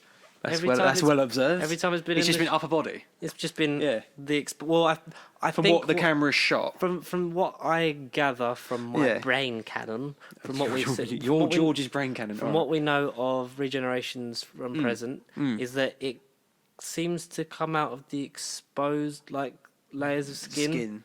So because obviously he's not wearing anything on his head, so it comes out of the neck and off of the head and out of the hands, obviously, because they're wearing sleeves. But from what I gather, she was wearing shoes, but maybe it's it was just because she was wearing a dress or a robe. But the energy comes out of the arms, the legs, and the head, all over. Yeah, all over. So Tecteun continues to study this to try and sample it, to try and figure out what this happens. is, and it takes up many of the child's regenerations, and we get, for the first time, a nice array of different children. Faces. Yeah, different children. From Imagine how much the child black, actors got white, paid. Asian, boy and girl, all a nice mix. We didn't have like the first, I think, 3 or 4. Yeah, we're all completely girls. vastly different. We're all girls, yeah. and then we get like a Guys. couple of boys, a girl, and then I assume teenage, timeless child, and then Tectoon, obviously growing older, like to discover this, then experiments on herself to take what she believes is the splicing of the genetic code. Back to out, am I? Back to formula. Why'd you spill your beans? The genetic code of regeneration and implants it in herself, experiment on herself. She then begins to regenerate into a man. Tectoon then it advances the Shibogan society and technology. The Citadel of Gallifrey is built, Arcadia, which you see in a nice sort of dugout pit. Yep. Yeah. It was a lovely shot. Very nice. They start to wear the robes. They become the Seal of Rassilon is then started to be introduced. We see 3 Time Lords. Yeah. 3. They rename the founding fathers. They rename themselves the Time Lords, which, as the Master talks about, quite pompous in itself. And then elect to have the genetic code for regeneration spliced into future generations. So then it becomes genetic as part of their genetic code, which is what happened. The three bodies we saw 3 founding fathers. We saw Tectoon and 2 other people. People have debated whether Tectoon is Omega or Rassilon. I'm tempted Omega. Rassilon. I want to say Omega. No, purely because Rassilon was because mentioned. of the power. And the power of Omega. Barussa was mentioned for the first time in the Revive series. Really? Yeah. Also, your reference is on point. Yeah, because when they first get there, and it says that's where we used to hide from Barussa when we skipped classes. Oh damn! Oh. Time Lord President Barussa, first mentioned in the new series. That was nice. Barussa, Rassilon, Omega, or Barussa, Rassilon, Tectoon, or don't know. I think Tectoon would have been Rassilon just because it's the person that. Yeah, because he's meant to be the founding father. I can see for both, because Rassilon is the one, but then that wouldn't explain why Rassilon's not been as close. So to maybe, the Doctor. maybe Omega, or maybe she was the other, but also maybe the Doctor was the other. Yeah, exactly. That's the thing. It's basically the Cartmel master plan is back, kind of, but it's now the Chibnall plan, and where they going forward. Yeah, it's taken sort of the essences of that, which I like. That's the part I respect. And we don't know who. I hope it gets elaborated on, like if the Doctor is definitely the other, like it was alluded to before, and far more than just another Time Lord, which was true. But it was quite literal. Yeah, quite literal. So maybe the Doctor always knew that they were a founding father, but didn't know the extent, because we find out that essentially the Doctor. So the Doctor is revealed to be the Timeless Child. Yeah. The Timeless Child, as far as we know, has endless regenerations because of the species that came before the Time Lords. Yeah. There are many plot holes that are thrown up because of this change in the law. Apparently, many. Yeah. Which we'll get into after we've finished this. But also, so they implement the rule when they do the genetic splicing of 12 regenerations, because otherwise it's literally eternal life. And they come up 12 though. That's where I think because they'd watched The Deadly Assassin. Well, I think it's just because it was a number to limit it, and then also like puts a bit more of a danger element, because if it's limitless regenerations, no one will die. There's no progression danger factor for the Doctor, because it's like, well, I'm fine. Yeah. Well, whatever happens, I'm never going to run out of lives. But there are many theories that we will get into when this. Absolutely. Once we've done this. I've got theories on my own. So, and the Doctor, obviously revealed to be the Timeless Child, is part of something called the Division, which we assume is where Ruth Doctor fits in. Yeah, the Division. So the Division is basically the Time Lord, the Time Lord law of never to intervene, only to watch, which we've seen many times reiterated, and that's why the Doctor gets in trouble with the Time Lords in throughout War the Games. classic canon as well. Yeah, exactly. Without the classic canon, and also reaffirmed in whichever Sound of the Drums. Yeah. And it's like swore never to intervene, only to watch, because they were sort of dusty old relics of the Universal. That's what they were referred to as. Yeah, totally. Because it also makes us assume that the Time Lords of society are ancient because of how other races in the show, not just the Revived, have referred to them as. like dusty old race, like from school reunion when Mr. Finch. Yeah, knew about them. So we know that's how the universe have known them for millennia. So the Doctor could be ridiculous, like ridiculous. But then the Doctor is only the Doctor because of the name. Because I'm assuming they use for the missions and obviously to study the effects and like perfect like the whole genetic thing of regeneration and using her to only intervene when it's necessary. So they're basically sending her on secret missions, like when Ruth said, like, I worked for her once. So it makes me think that the woman at the desk telling her that in Gallifrey is a younger incarnation of Gat from Fusion Doom. Yeah, okay. I worked for her once. So every time they get to the end, being of the cycle, of their cycle, which we don't know if the Doctor definitely has a cycle or a limit. Well, exactly, we don't. Her memory is wiped because the images of Brendan in Ireland, the perception filter that was put over it, so that anyone else seeing it would think it was normal. But that's how Tectune is trying to get the message to her. Child, which works. Great. Because that was salvaged because no one thought anything of it. It didn't look like anything dangerous. Dodgy. Yes, no. Wipe her memory, sent her back to childhood, which makes the Time Lords.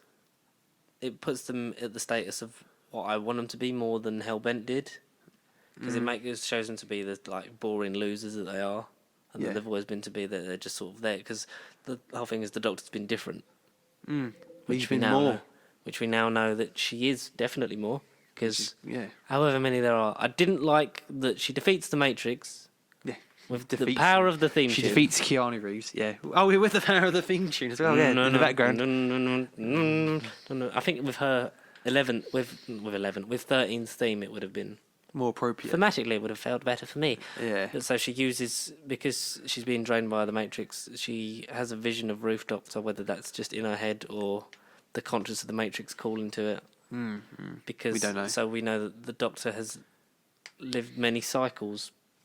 Because we don't know if she even had a limit. If the Time Lords then managed to implement a cycle into them, which they might have done. They might have, from original, once they learnt all they needed to know, implement cycles, get us through the missions, and then keep restarting the cycle and making her go back to the beginning when she got to her 13th life, which I think is what's going to happen, and hopefully will be resolved in Jodie's final series, whenever that is. So I hope that that's the thing that drives it forward, and we'll get on to how it drives the whole show. Please, I want to hear all this. My theories. I want to hear all of this. She uses the power of all of her memories, not just from her Adventures of Jodie, but her Adventures is what we know.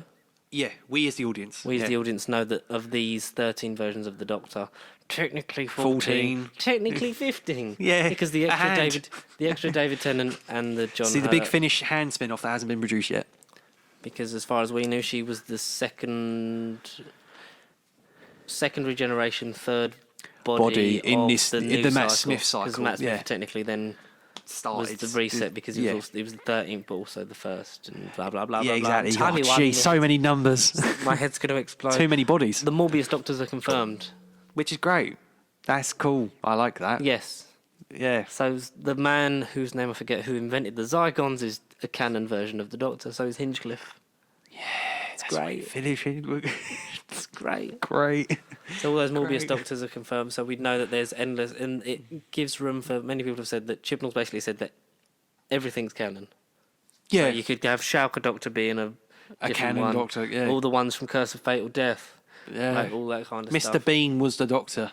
Rowan Atkinson himself was the Doctor. Dreamland was a documentary. Oh no! But, the possibilities are endless now. The companions on the Cyberman ship, they managed to escape by dressing up as Cybermen. Funny stuff ensues. Yeah. The symmetry between Ryan throwing the basketball and then Ryan throwing the bomb from episodes 1 to 10. Oh yeah. Because he needed to make the shot, but he missed the shot, and it was like, and he did. I did it. Oh, Ryan Sinclair, and then they come over the hill and start shooting him. It's like. Pointless. Barristan Selmy's character is great. That's all I'm going to call him because I don't remember his name. Barristan. Co-Chambers. And he mentions biodampers. That was last mentioned in Runaway Bride. The ring that hid the genetic template from the pilot fish. Oh, right. Okay, I like it. For the biodamper textbook. I like it. That'll last longer than that. The lone Cyberman is revealed to have the death particle that was created within him by the Cyberium as a last resort to terminate all organic life, and his plan is to fully automate the Cybermen, to which the Master points out, so robots. Yeah, so anyone robots. can be a robot. Anyone can turn himself into a robot, which is... Because that's what the Cybermen have always been more, because they are us. Yeah. So they lose the human concept. And I think that's just the lone Cybermen's plan through the Cyberium, because the Cyberium wants to eradicate all organic life. Fully automated, to which the Master then shrinks the lone Cyberman, the Cyberium then goes into him. To which, like, one of the lines that were great, when it goes in him, he goes, "Oh, you could have at least bought me a drink first." Like, he actually said that. That's quite good. Oh, he's comedic, yeah. And he uses, because he kept after he killed... So he killed all the Time Lords, which I wanted more of a...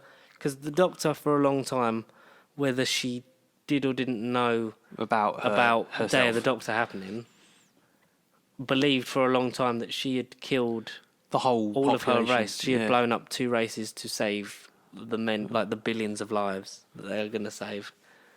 But then there was no, like you say, emotional, real impact. She could have had, like, do you get the weight of what you've just done? Like, you've essentially genocided a species. I know, because I get the motivation. Do I have the right?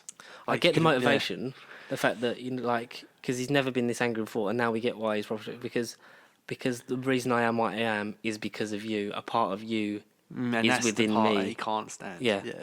Which works. Which also is a callback, if you think about it, to Bad Wolf Parting of the Ways. Driven mad by your own flesh, you hate your own existence. Oh, beautiful. Oh, that's another good line. Poetic. Symmetry. Yeah, that's cool. Oh, on our rewatch of Series 1. Oh, yes. We've just finished Empty Child Doctor Dances. Oh, great. Good. You're getting to the good stuff now. Because I said to her, like, this, as a child, I first watched this at my nan's house when I used to stay down there for, like, a week or so in summer. It was like pitch black. I was in the conservatory. It was a rainy night, and I was just watching that on the telly, and it was one of the first times I'd seen it, and that scared the shit out of me for 2 weeks. One of the first. And when it first started, she was like, "Nope, nope." She loves Dalek. Yeah, good. You have to love Dalek. Do you know what her favourite of the series is so far? Unquiet Dead or something. End of the World. Father's Day. Yeah, no, good. Yeah, it's good. Very good. Yeah, good. I like that. She doesn't really like Rose, but I'm like, Rose is a bit... In terms of, like, Russell loves her because it's like, you know, this is his creation. This is this is what the Doctor should be, and that's why we had Adam, to prove that, you know, not everyone's cut out for this life. It's like, like, Rose is annoying, like, in terms of, like, she is quite... But then you have to, like, take into account what era the show is, and the fact that Rose is meant to, like, be 19... and stuff like that, and the fact that, like, some of the stuff she does, like leave Mickey, blah blah blah, and the whole thing with, like, that annoys her in Father's Day, like, just how stupid she is. But also, like I said, when you get to especially the finale of Series 1, and when you go through the perfect sort of the golden days of her with Tennant, it makes her redeemable in a way. And the fact that when it does end, the inevitable happens. You feel like you're more sort of endeared to her, because Rose was my first companion, so that's all as a kid, it was just like, that's what I knew. Yeah. When looking back on it, that's what the sort of thing you get from it. And I said, "There's great," because she asked me who, like, my favourite companions were, because we're obviously doing new series first, and then I'm leaving out classics until just leave it alone. We get to that, because that's the beauty of Series 1, simplified. Oh, it's easy. Even before this season, just easy. Yeah.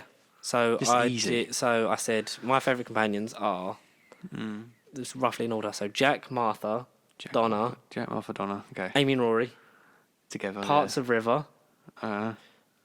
One episode of Clara when she's, like, actually written like a character. Yeah. Yeah. Well, which one? Clara, Oswin, or Second Clara? Snowman. Snowman's the best version of her. Yeah. Bill, and from this lot, Graham. Okay. She's really a fan of Bradley Walsh, so that's good. So All we're enjoying that, and then we're doing, obviously, the interjecting it with Torchwood and Sarah Jane. So after Series 2, then we watch Torchwood, Sarah Jane, do Series 3, so then that picks up the thread from Torchwood and he comes back. Then do the second series of them between that and Series 4, so that when it all culminates in Stolen Earth, You'll get the she's you'll like, get the impact. yes, I understand it all, and I don't know why I sound like this in your head. Click the dots together, mate. I can't wait to finish Miracle Day and be like, and now there's nothing. Yeah, innit? We Yeah. can watch Class. The 6 episodes, however many episodes. I'm debating. Do we make her watch Class? Yeah, fuck it. Because I haven't seen that in God knows how long. I've not even watched it. I got to episode 6 and then didn't finish it. I know that Weeping Angel was at the end. Yeah, And exactly. that legally, the Big Finish aren't allowed to set anything beyond series 1. I know, irritating. And now some of the cast have left. Well, I say now. I mean months ago. Years ago, if not years. It's the only potential time I paid to. So, anyway. So he kept all the bodies, the Master, and there's Time Lord, Cybermen technology with Time Lord biology. So it's Great idea. Endlessly regenerating Cybermen. I like Great it. It's idea. the best version of the hybrid that we've had on Gallifrey. It's much better than Hellbent. But the Daleks kind of sort of did it first. Yeah. And also, dear. the thing is, they're so dear. ridiculous having Cybermen Time Lords. It's very ridiculous. But I like it. Exactly. I don't want it to stick What's around. not to like? I'm glad it was in one story and it's blown up. It's so. relevant. If it just turned up on another planet, it would have been pointless. If it was the Master on Mondas and he was like, "Look, I've got Cyber Time Lords," it would have been stupid. Because it was Gallifrey, it felt appropriate. Yeah, and it was the start. It was almost the genesis of the Cybermen Cyber again. Lords. But we Cyber got Lords. that. Yeah, so it was good-ish to a point. I liked the design. I just liked the design. Like, I didn't like it as much as the actual Cybermen design that we got this year. oh no. That was the best. Like, that's beautiful as an actual Cyberman design. They look gorgeous with the whole Gallifreyan text on it, but the whole, the mouth and the difference of the eyes. I don't, it doesn't, it's a one-off thing. It don't so it looks yeah, fine. true, exactly. I'd love a character options action figure of it. But I don't want them to ever return. Well, I think it's great for this fine. story because then you'll just have them what's the point? They can never die. They could just die. They can't die. Yeah. Blah, blah, blah. You just continue on. Fun while they lasted. Yes, pretty much. so they're doing all that while the Doctor then blows up the Matrix with flashbacks from the whole of the revived series and the classics. Yeah. Would have been nice if they'd have stuck. And Morbius. Imagine if they'd stuck some unseen film things with Ruth in it and stuff like that. I feel like this might be the end of Ruth because her purpose has been served. I like her. True. Now that we know her origins, which Chibnall lied and said that you might not find out about, I think Big Finish at some point. she'll definitely be Big Finish. Get on it. I'd like her to maybe return for the end of Jodie. Oh, exactly. That'd yeah. be nice. At least in the last special, she'll do. Yeah. Yeah, so that's good. The Doctor then sets their TARDIS on a course to escape from Gallifrey, but she takes the death particle in the Shrunken Cybermen and the last detonation bomb, because obviously they've blown up the ship, but those Cybermen will be back, because they'll always come back, but hopefully we'll have a couple of years off from them now. Because, every season finale, well, apart from Series 11, was all Cybermen. It felt Cyberman heavy. Series 10 Cybermen, Series... 11, nothing. Series 8 Cybermen. Yeah, exactly, yeah. Cybermen were the penultimate episode of Series 7. Yeah. Series 2 they were in. A bit too much, if you ask me. A bit too much. A bit like the over-eggy Daleks. But we know, jumping ahead, but we know that at least they're coming back. Yeah, the Daleks are coming back because Jodie is then... So she manages to escape because Barristan Selmy Sacrifices himself, yeah. She manages to sneak out with a serial working chameleon circuit. Yeah. We see two. One of them's a house where the others have come back in. It's nice. It would have felt like a nice way to be a companion exit because they get home and don't know she's alive. Yeah. And she would have just... Cause well, that's happened before, that's the Cause final shot, isn't it? It's them getting out of the house and they're like, oh, what's going on? Like, they don't go... No, the final... It's the last we see of them. The last we see now. them, yeah. And then she gets out of her tree, gets back in the TARDIS. Takes a minute because it's been a hell of a season. Hell of a Hell of season. a journey. Hell of a 10 weeks. And then the alarm goes off. The Jadoon come in. Cold case unit. Yeah. So, obviously, catching up on where they were hunting Ruth. But there was actually... They've taken Jodie because obviously she's the only one they can find. Yeah, Ruth got snapped out. Sentence, whole of life imprisonment. Not. Yeah, but Is it Storm Cage or not? I thought it was. I did think it was. It's I on was an like, asteroid. shit. I was going to say shit river, but It's on an asteroid akin to Storm the Cage. sky. Yeah, I want to say it is. Be nice if it was. So For the Doctor's continuity left in reasons, prison as a cliffhanger. What? In prison What? for all her days, but at night. What? Let's keep that between you and me and her, eh? And then we get the Doctor will return in Revolution of the Daleks. Do you know what I almost wish? I wish it was Revolution of the Jadoon. Thought that okay. But No, I wish it was either just called Revolution. I wish that more. Revolution, Revolution, and then her final one, Retribution. that would have been a saucy idea. I like that idea. But if all of her specials are going to contain the Daleks, why not be Resolution of the Daleks? Exactly. I know. They probably listened to us when we did that because we said that episodes back and they probably thought, you know what, we got to put the title. Revolution of the Daleks. Maybe. Which there's the special over the Christmas period. Over the Christmas period. They don't know when yet. I think it's actually going to be Christmas Day. It should be good. I think it would be good. Do you know who's going to be in it though? No. Captain Jack Harkness. He's in it. What? Well, what? There was a video. What's going on from set? Oh. So this is during the production of this festive episode. Yeah. Of Mandip Gill versus Jodie Whittaker doing the Marshmallow Challenge. Oh, okay, yeah. I've seen it on YouTube, but I didn't watch it. When it cuts to... So it's got like this core crew that are filming this obviously for the YouTube channel because they do challenges between the cast. Yeah. You can distinctly hear an American voice saying, "Come on, Jodie." And when it does the thing where it does... So it does... Like a transition. It's got the centre shot where it's got the two framed like in the centre screen where they're so for the basic like just where they're eating. And when it does have other angles, and when it doesn't, it shows the crew. You can see a man who looks suspiciously like John Barrowman in his costume, just without the coat on. So you can see the shirt with the rolled up sleeves, the braces, the cuff, the trousers. Oh. And also because of the fact that we got promotion images for the special already. For Doctor Who Series 12. Okay, yes. One of them. We have one for Jodie, one for Yaz, one for Ryan, one for Graham, one for the Master, one for Ruth Doctor, and one for John Barrowman. But he's wearing a different shirt cover than what he did in the. He's wearing his navy shirt in the promo images. They cocked up there. But he's obviously wearing the light blue. So you can see. They mucked up. They've mucked First up. time I'm ever going to say this as well. John Barrowman looks old. He did. He did look old there. Still aging, the odd grey hair. So let's. They mucked up. Deep dive. So yeah, I will show you the clip of him saying you can distinctly hear I was like. Because I didn't believe it, because a lot of people were thinking it and saying well, we've seen him in that, so he's definitely in it. Yeah. Which it could have been a while ago, but I doubt they put something filmed that long ago. Why would you? Out on there now.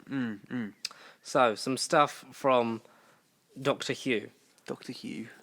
Phoenix Smith of 5 Who fans. Yeah. Okay. Yeah. He said this is just a funny thing. The curator cheekily telling the Doctor that Gallifrey was saved, knowing full well they were all going to die in a few years anyway, is pretty funny. Yeah, because whereabouts is the curator? Is he right at the end of the Doctor's life? Is he before Ruth? Maybe is he after? Maybe it's the next life. Exactly. Well, we don't know. I think the only thing. And someone went, if any of the Doctors were going to troll themselves, it would probably be Tom. It would be probably Tom. Turned to 11 and said, "Of course, the next Doctor could be a woman." And Chris Johnson of 5 Who fans and Big Damn Cast. And Big Damn Cast. Saying, "Oh yeah, that shit makes even less sense now." True, you don't really. I know you don't, but in years to come, and I'm going to leave my thing for that I tweeted about till last, because I think that. So, and then people have obviously said the problems with continuity. One of them, River, because a lot of it. You said that your people got their abilities with prolonged exposure to the time vortex. Yeah, but River didn't get none of that. But she was conceived in the vortex. That's why she had regenerations. My theory is that.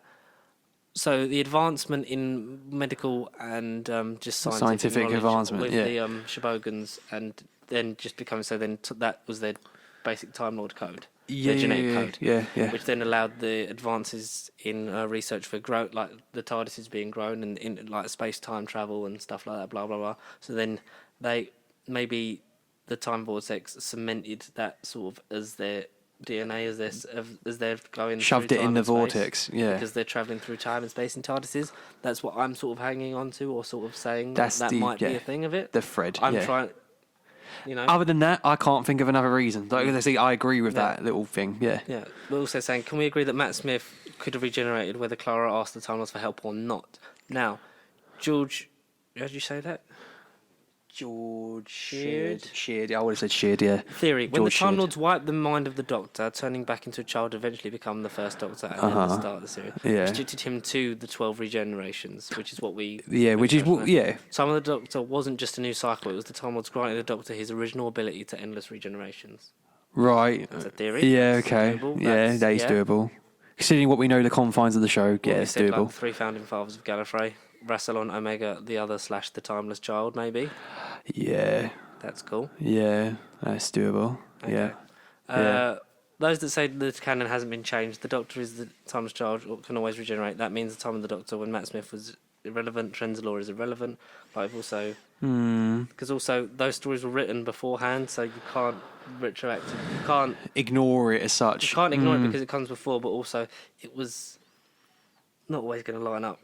No, nothing, no. That's the thing about different writers. If you had one cohesive showrunner throughout this whole year time, not that we were going to get it, that's when things would make sense. There was always going to be discontinuities. There's 50-odd years, 56-odd years to go through the back catalogue. A show about space and time travel, what do you expect?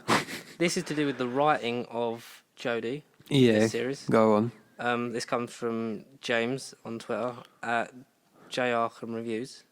Okay, yeah, I know him, yes. My girlfriend was disappointed with how submissive the 13th Doctor was in the finale and made an interesting point. They want to write Jodie in a box that appeals to men without making her sexual, because how dare she stand with authority, otherwise she'll be called a bitch. She's watched a lot of Doctor Who with me and is a self-proclaimed casual viewer of the programme. I think she is such a fascinating insight from... I think this is such a fascinating insight from somebody outside the community. To her, the 13th Doctor isn't allowed to act with the depth or darkness of 10 or 11 would be written with. There are moments there the show could have challenged the audience's belief in the Doctor and Gallifrey, i.e. when she left the people to die in Orphan 55, wanting to blow up the ship in Tesla, but they weren't presented as that. Orphan mainly was simply a hasty conclusion. Yeah, I like that idea, because even I did think in the moment, like, why would she do that? Why would she do that? And then, sort of channel the Cartmel master plan Sylvester vibes a little bit. Yeah, but also written in a way to sort of be like, yeah, she's not, because she hasn't really done anything. She's also been sidelined a lot. She ain't. But the best acting she's done is when she's on her own. Like, her and Sasha play off each other very well. Highlight the episode, yeah. Rumours that the special will be the last appearance of Bradley Walsh and Tosin Cole as both Graham and Ryan. I've read that as well. Yaz is to stay. Trilby, at Trilby Reviews, Mr. TARDIS himself said that I'm fine with this mainly because this is basically paraphrasing because I don't have the quote to hand, but their arcs were concluded a series ago. Which is what we've said. In terms of characters they've peaked, and Yaz would be staying on, which would I'm more inclined to after this series. 100%, yeah. But also, Chibnall said that Yaz's arc. What was her arc? What was her arc? Well, I certainly don't know. I don't. A good moment in this is when it's like, who wants to go first, and she just literally walks straight through the veil. Yeah. Thing. There's little glimmers, glimpses. But there's moments. There's not a whole. I don't feel a whole arc from beginning from to end, Spyfall Part 1 to now. No, there isn't. But I'd like to, and I think her and Jodie would benefit from just it being them two. Yeah. Bit of girl power, Bit of girl power, and also, because that'd be the first freaking girl squaring, pairing. And it could generate a kind of love from the fans of the Second Doctor and Jamie. Yeah, because that'd be different. They were in love. Oh dear. You think you're scared short. Look at Jamie. This is just a general complaint from someone. Quick question. I may have missed the explanation. Why does Jack from the YouTube that you're doing appear in the scene where the Doctor does the memory burst inside the Matrix? She didn't meet him and doesn't have this memory. Wait, quick. He says, I think it's... So that's it. That's true. I forgot he was in that scene. Yeah, exactly. Yeah, so that's a major... But maybe Ryan, Graham and Yaz explained it really well. And it's like I was there. No. So do you want to... It's very true. We'll get into my tweet now. All right, your tweet. Something that I want to say. The best for last. I fucking lost a follower again. I hate when it goes up and down. So this Sucks. is mine. So what is yours say? So basically, regardless of what I think, I'm still mixed on the whole finale. I will watch it again and watch the whole series for generations to come. Because what we're going to do is after this, give it a couple of weeks, like we said, when the Blu-ray comes out, then just give our sort of retrospective on where we sit on Series 12. Because my opinion of Series 11 has improved drastically. you said I need to watch them anyway. I need to now watch them again. Yeah, I'm just more inclined to go back to the beginning of this because, like I said previously at the beginning, the motive. these 2 seasons feel like a combined season. I would want to say you can cut the crap and just get to the bit, get to the meat. But I do kind of want to watch both again just to get a better standpoint on this era. That's pretty cool. Yeah. But go on anyway. What's your tweet? But I will say this: like as mixed as I am, I think this has actually set up future anniversary specials, or whenever we get round to this. Yeah. Because I think back to Day of the Doctor. Yeah, 50th. You can't. When you can't not. Stephen Moffat said, "It's taken us 50 years to get to this exact room. What we've got to do is provide the impotence to get to the 100th. This is the next chapter of the Doctor's life, and it starts right now." Yes. So, yes. May I take you back? Take me back to the closing scene of Day of the Doctor. The Doctor and the Clara sometimes asks me if I dream. Of course I dream. So I dream about where I'm going. Well, you're not going anywhere. You're wandering about. I've cut out some of the quote. I haven't forgotten. Yeah, no. I'm just saying that for the audience, for the audience. But it's taken me so many years, so many lifetimes, but at last I know where I'm going, where I've always been going, home, the long way round. So what sounded inevitable. So what I believe is that what have you actually? The mission statement that Moffat sets Day of the Doctor with to propel the Doctor into the next stage of their life is now more relevant. The Doctor is going home. Yeah. The long way around because she finally knows the truth. Gallifrey was safe. She needs to find her home. Yeah. It's not Gallifrey. Right, so I see. Maybe this is the story for the next 50 years. Where is the Doctor's home? Because the long way around, because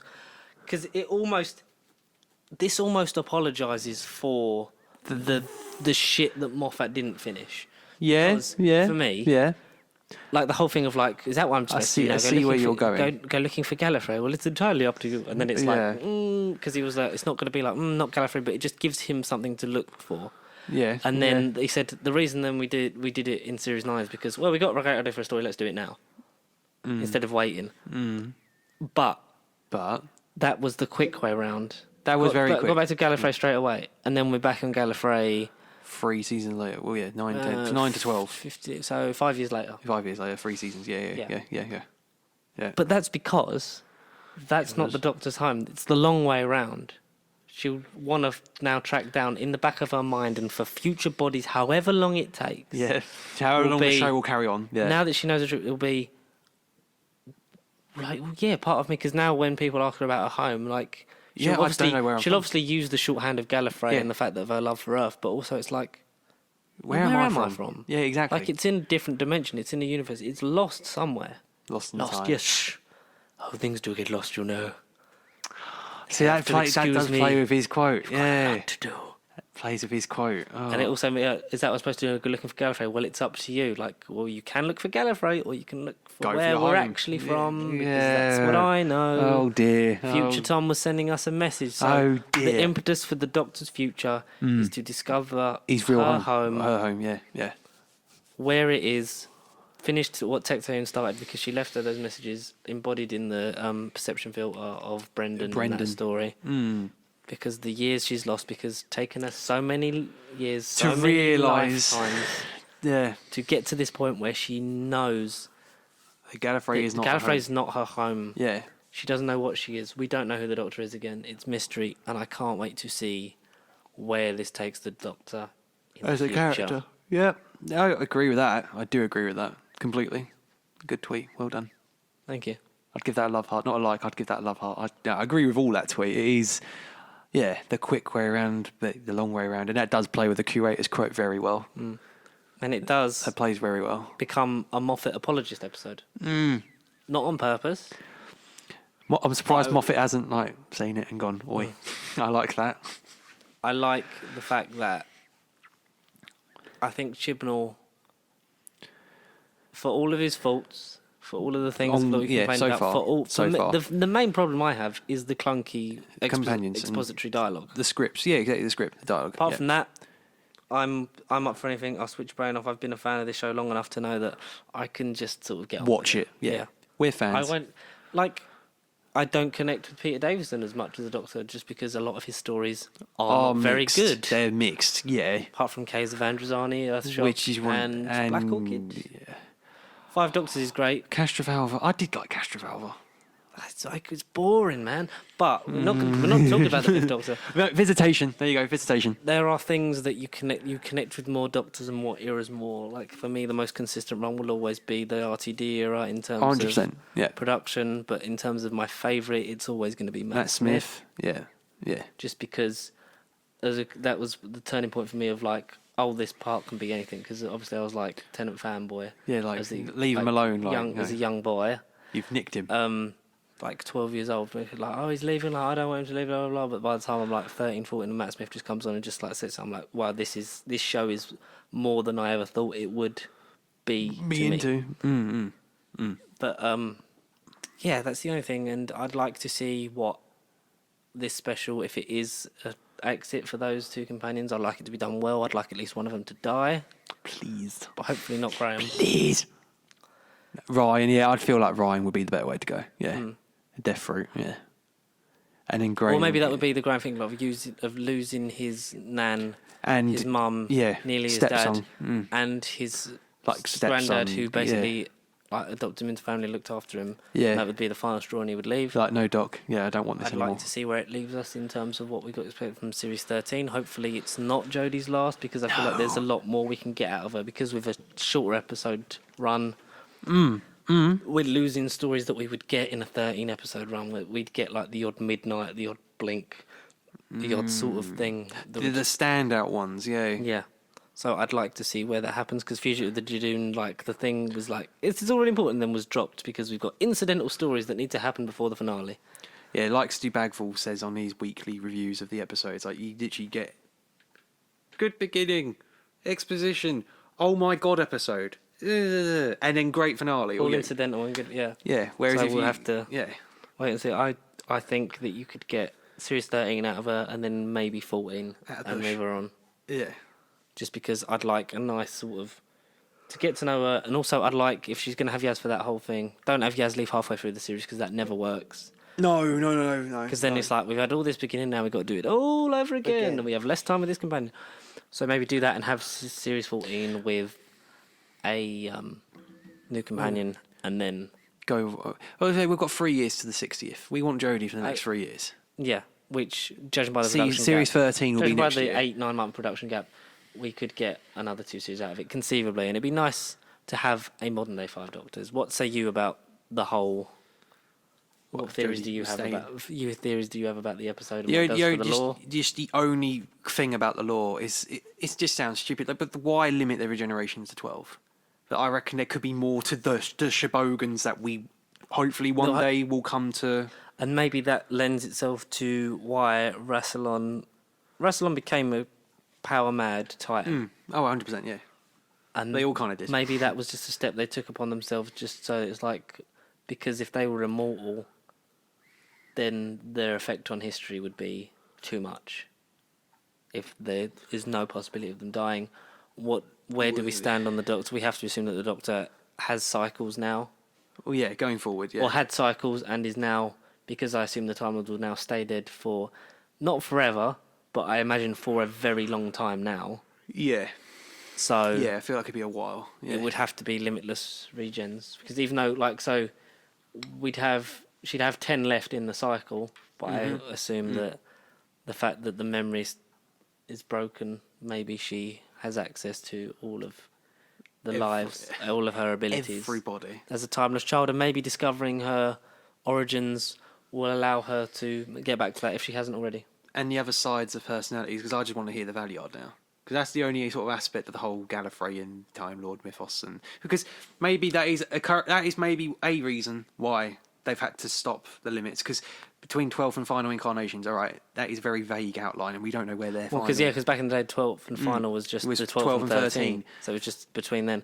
But also, maybe they did sense a great. Maybe with all this experimenting they did and splicing and with all the good or if they she has did uncover. Limitless, there is literally from the 12th one to like the 300,000. It was, with all this greatness, deep down, maybe in the DNA, there was just a submerge of darkness that, if you use wrongly, it could spread like a parasite and corrupt and become evil. I basically just want the Valiard back. I kind of want the Valiard concept reworked and slightly expanded upon a bit more, like tweaked. I'd like that. That'd be cool. And that could explain why the 12 limit. That's what I'm trying to get at. And hopefully we get that in the future. The 60s. But not right now. No. Have a break from all this Time Lord crap. Maybe she begins the search for home. Yeah. Home. A long way around. Shiboga. No, Shibogans were from Gallifrey. She's not Shibogan. We don't know what she is. No, we don't know what she is. Maybe she is an actual Time. Maybe we don't know. A Khaled. Do you know what? It's nice not to know. No, we don't know. Do you know what I do know? That this video is ending. That's the end of this week's episode 87. of Nerd Bible Podcast. Thank you so much for listening to us. Make sure you like, comment, cheeky subscribe, like. share. Yes. Follow us at Pasty Sheep on Twitter and across all social media. Email us nerdbiblecontact@gmail.com for anything you want us to talk about or want to say. Have your say and have our say. Connor, anything. Give us your Time Lords names. If you give us your Gallifreyan name. By the laws of Tictaeon, yeah. You must tell us where you're from. No. You must tell us how many regenerations you've had. But also, thank you for your service to the division. The CIA, retcon. They're the CIA. The Celestial Intervention Agency. But, redone as well. Maybe. Yeah. Yeah, that's a little loose fault. But that's to end it on. For us talking about Doctor Who for a while at least, until we give a retrospective. You can have a breather. You're done with it now. Yeah, this is nearly 2 hours long. Thank goodness. So we can do it all over again at Christmas. 100%. If not in New Year. I'm going to go watch Boomtown. Yeah, good old Boomtown. Good episode. Very good. For the fact that it was created because they had no budget. It's really good. It is. Breaks the Corico Falapatoris. I didn't like the Blathine. I didn't like that episode. The Gift. I wasn't keen on it. Well, I wasn't keen on it. But the fact that Russell mentions them in one of the novels and then when they come from Sarah Jane... It did kind of have to happen, yeah. Proves that he cares. We're talking about Slitheen! Bye! Stay pasty!